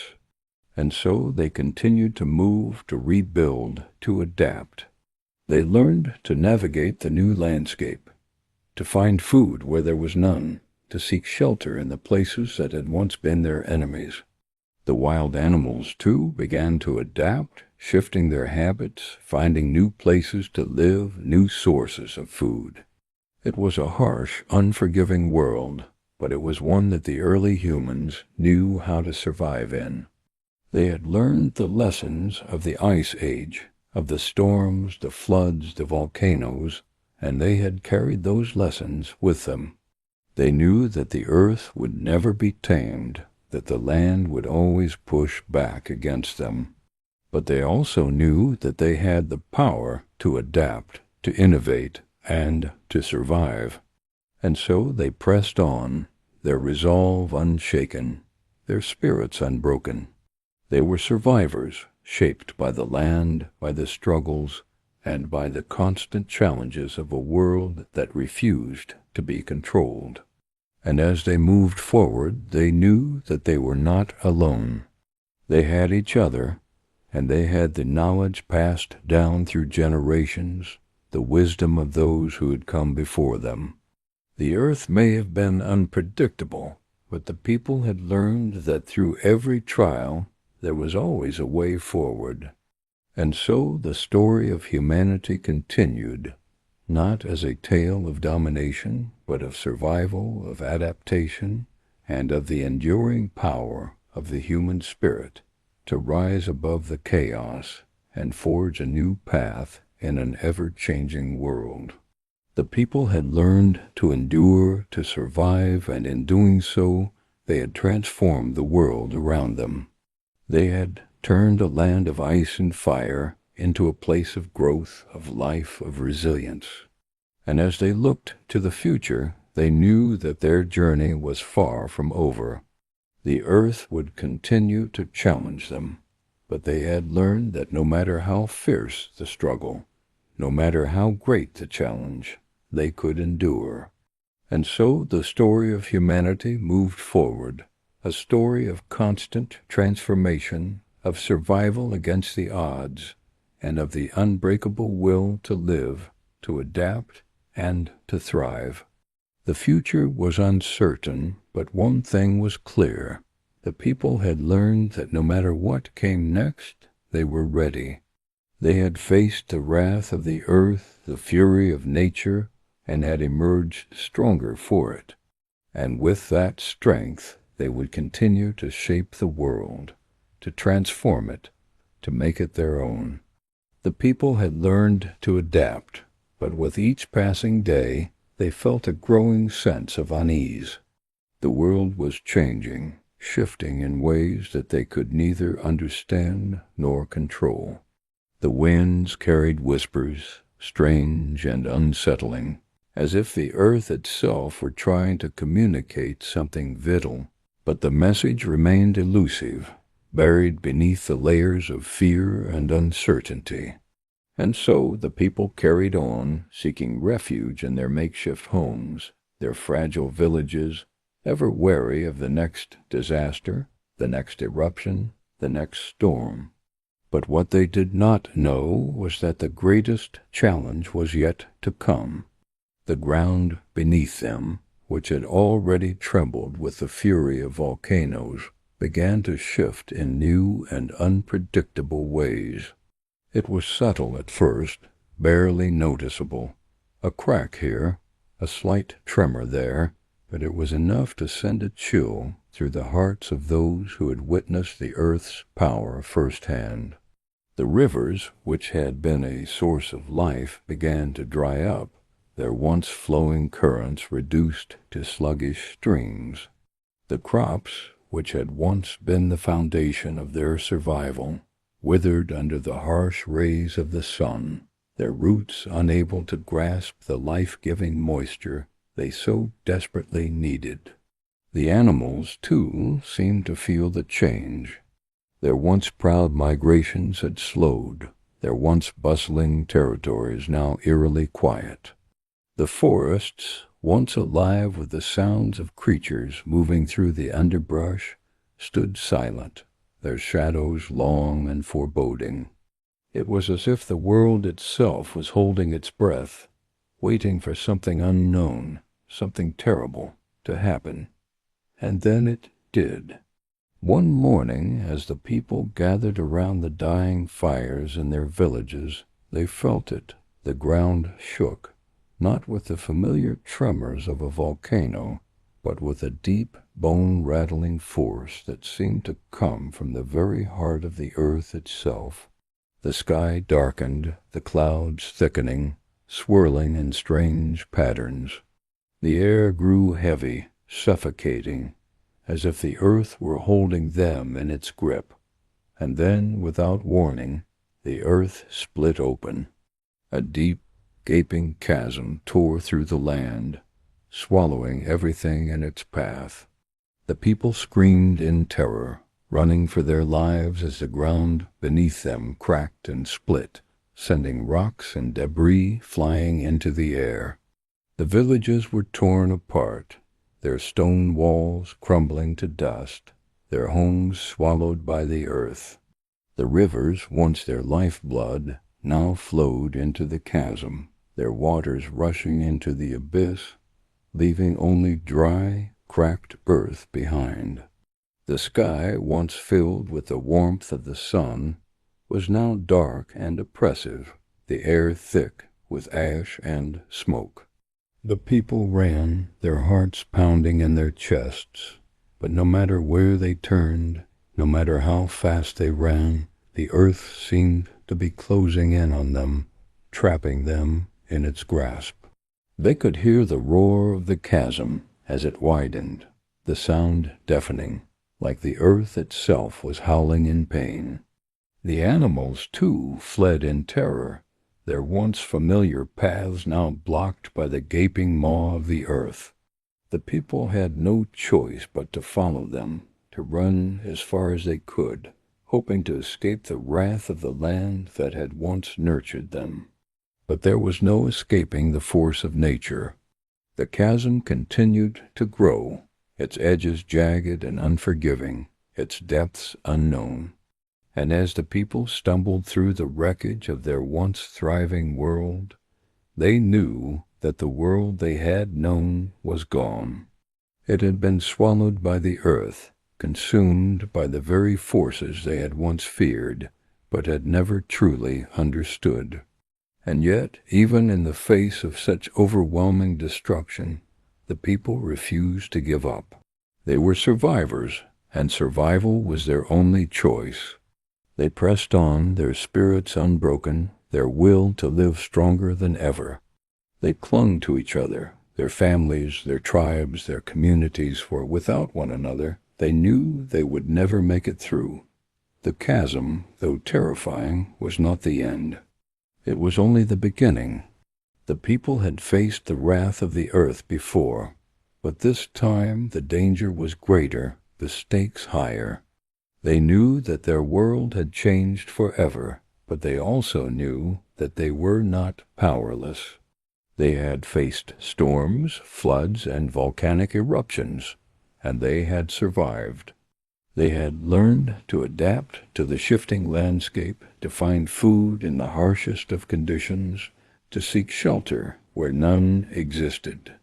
They had learned to read the signs, to listen to the whispers of the earth, and to trust in their ability to endure. But now the rules had changed. The earth was no longer predictable, no longer offering them the solace of the familiar. The very land that had once been their refuge had turned against them. And yet, even as the ground shook beneath their feet, even as the sky darkened with the fury of the earth, the people pressed on. They knew that they could not afford to give in to fear, to despair, for that would be their death. They had learned to live in the most unforgiving of worlds, and they would do so again. But the question remained, what had caused the earth to turn against them? What had awakened the dormant fury of the land? And what would come next? They could not know, not yet, but they would find out. They would survive, they would adapt, and they would fight, not just for their lives, but for the future of their world, for the future of humanity itself. The chasm may have opened, the land may have split, but the human spirit remained unbroken. And in the end, it would be that spirit, that unyielding will to survive, that would carry them through the darkest days to come. The future was uncertain, but one thing was clear. The people were not alone. They had each other, and together they would face whatever challenges the earth had yet to throw their way. With each step, they would carve a new path, one forged by the fires of survival, by the trials of the land, and by the strength of their collective spirit. And as they looked toward the horizon, they knew that no matter how fierce the storm, no matter how violent the eruption, they would endure. For in the end the earth may tremble, the sky may darken, and the land may crack open, but the people would remain, and through it all they would rise. Rise from the ashes, rise from the ruins, and rise above the fury of nature itself, for they were human and they were survivors, and they would never stop fighting. As the days passed, the people began to rebuild. The world around them was unrecognizable, a landscape of destruction and chaos. Yet amid the devastation, a new spirit began to emerge. The survivors came together, pooling their resources, their knowledge, and their skills. They knew they had to rebuild, not just for themselves, but for the generations to come. The earth had taken much from them, but it had also given them something invaluable, the will to adapt, to survive, to press on. And so they set to work. They rebuilt their homes, their villages, their communities. They sought new lands, new territories where they could begin again, where they could lay the foundations of a new world. But the challenges were great. The land was still shifting, still unpredictable, and every step forward was met with new dangers. The once familiar forests now felt alien, their trees twisted and deformed by the changes in the earth. The rivers, once reliable guides, now ran dry or overflowed in violent torrents. The skies, once filled with the warmth of the sun, now seemed cold, distant, as if the earth itself was turning its back on them. But despite the odds, the people pressed on. They knew that survival was no guarantee, but they also knew that they had no choice. They were survivors, and that meant they would never give up. They learned to adapt to the new world they had been thrust into. They hunted in the strange new forests, foraged for food in the barren plains, and sought shelter in the caves and highlands that had once been their enemies. They learned to work together, to share their knowledge, their strength, and their resilience. In the face of overwhelming adversity, they found a new unity, a bond that would carry them through the darkest days to come. They had faced the fury of the earth, but they had not been broken. They had survived, and they would continue to do so. But the question still lingered, haunting them with its uncertainty. What had caused the earth to turn against them?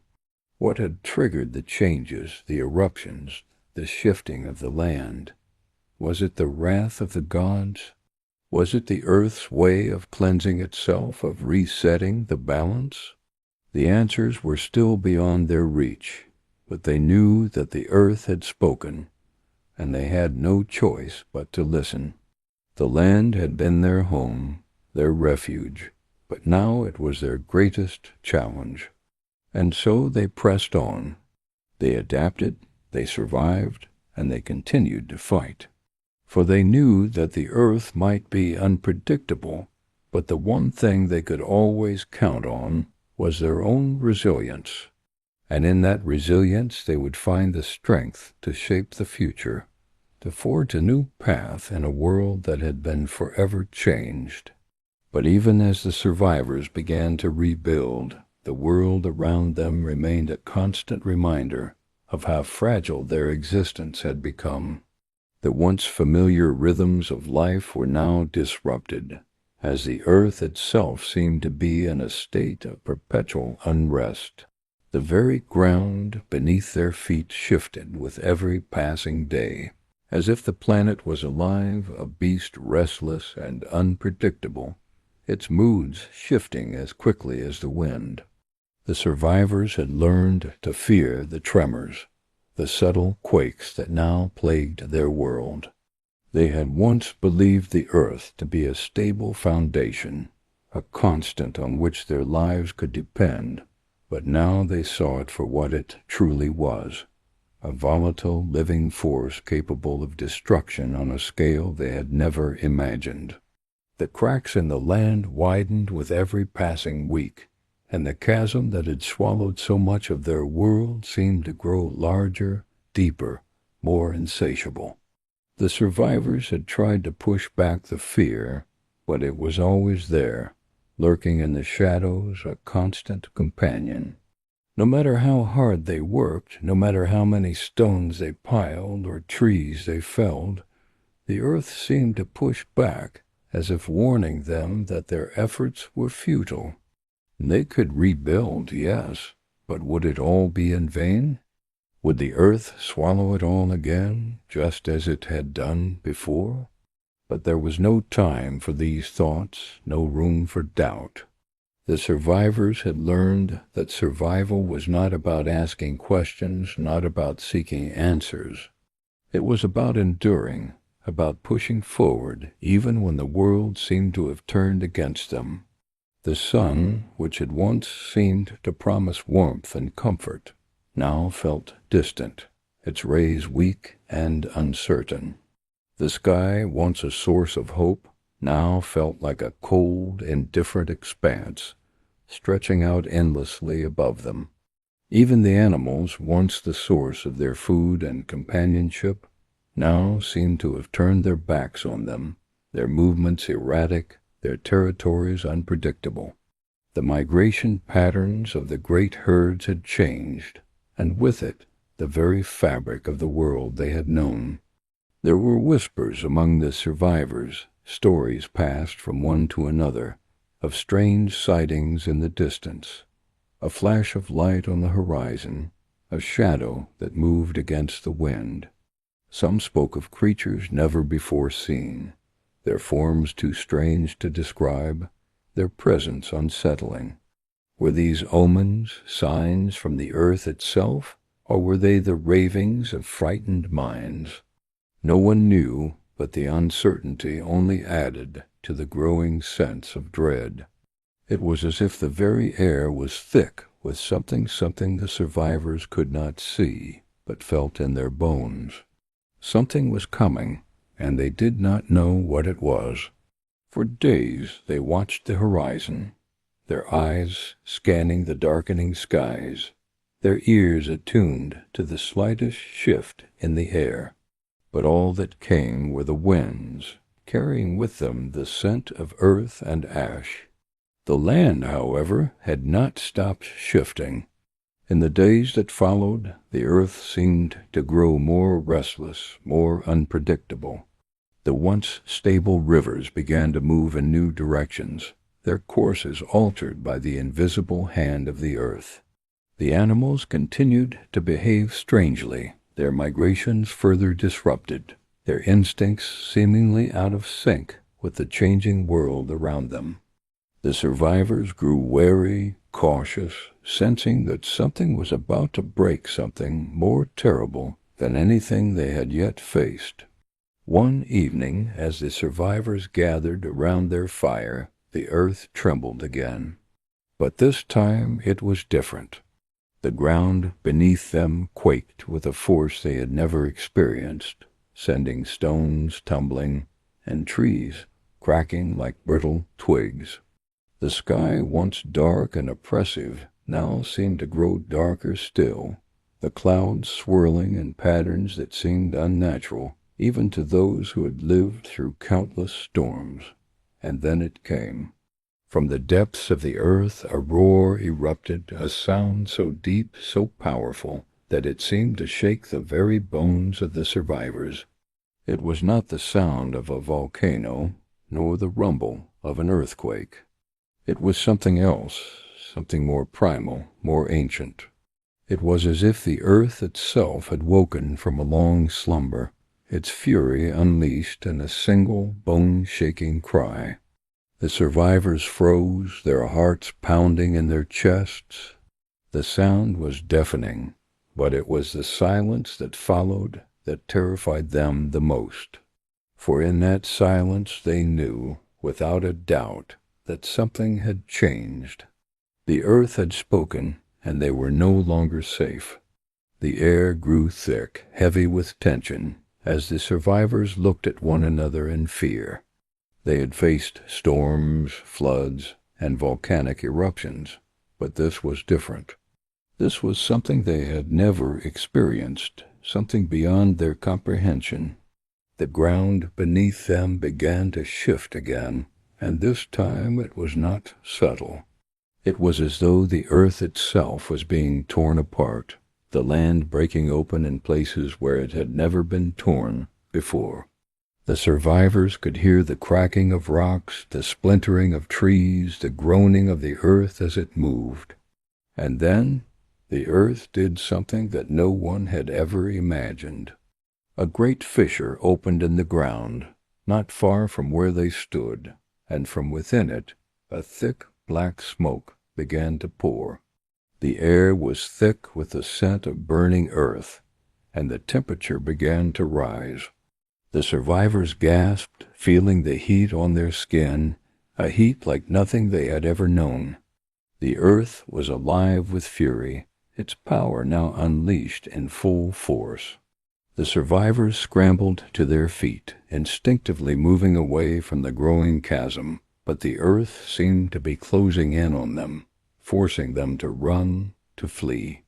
There was no time to think, no time to plan, only survival. They ran as fast as they could, their legs burning with the effort, their minds focused on nothing but escape. But the land was changing beneath them, the earth shifting with each step. The ground cracked open in front of them, swallowing trees, stones, and even animals. The sky above them seemed to pulse with energy, as if the very air were alive with something they could not understand. And in the midst of the chaos, they saw it an enormous shadow, moving across the land, stretching out before them. It was massive, impossible to comprehend. It was as if the earth itself had opened up to reveal a vast, dark cavern, a pit that stretched far beyond their sight. The survivors paused for a moment, breathless, gazing at the opening that had formed before them. The shadow grew larger, more menacing, and as it did, they could hear something deep within it, a low, rumbling sound, like the growl of a great beast, echoing from the depths of the earth. The survivors knew in that moment that they were facing something far more terrible than they had ever imagined. This was not just the earth shifting. This was something far greater, something they could not hope to control. It was the earth, angry and unforgiving, and it had no mercy. The survivors felt the ground beneath them shift again, and they knew it was time to run, time to leave everything behind and flee, to find shelter, to find safety. But the question that lingered in their minds, that haunted their every step, was, what had caused this? What had awakened the earth's fury? And would they ever find an answer, or was it too late for answers? Was this the end? Or was it the beginning of something far darker still?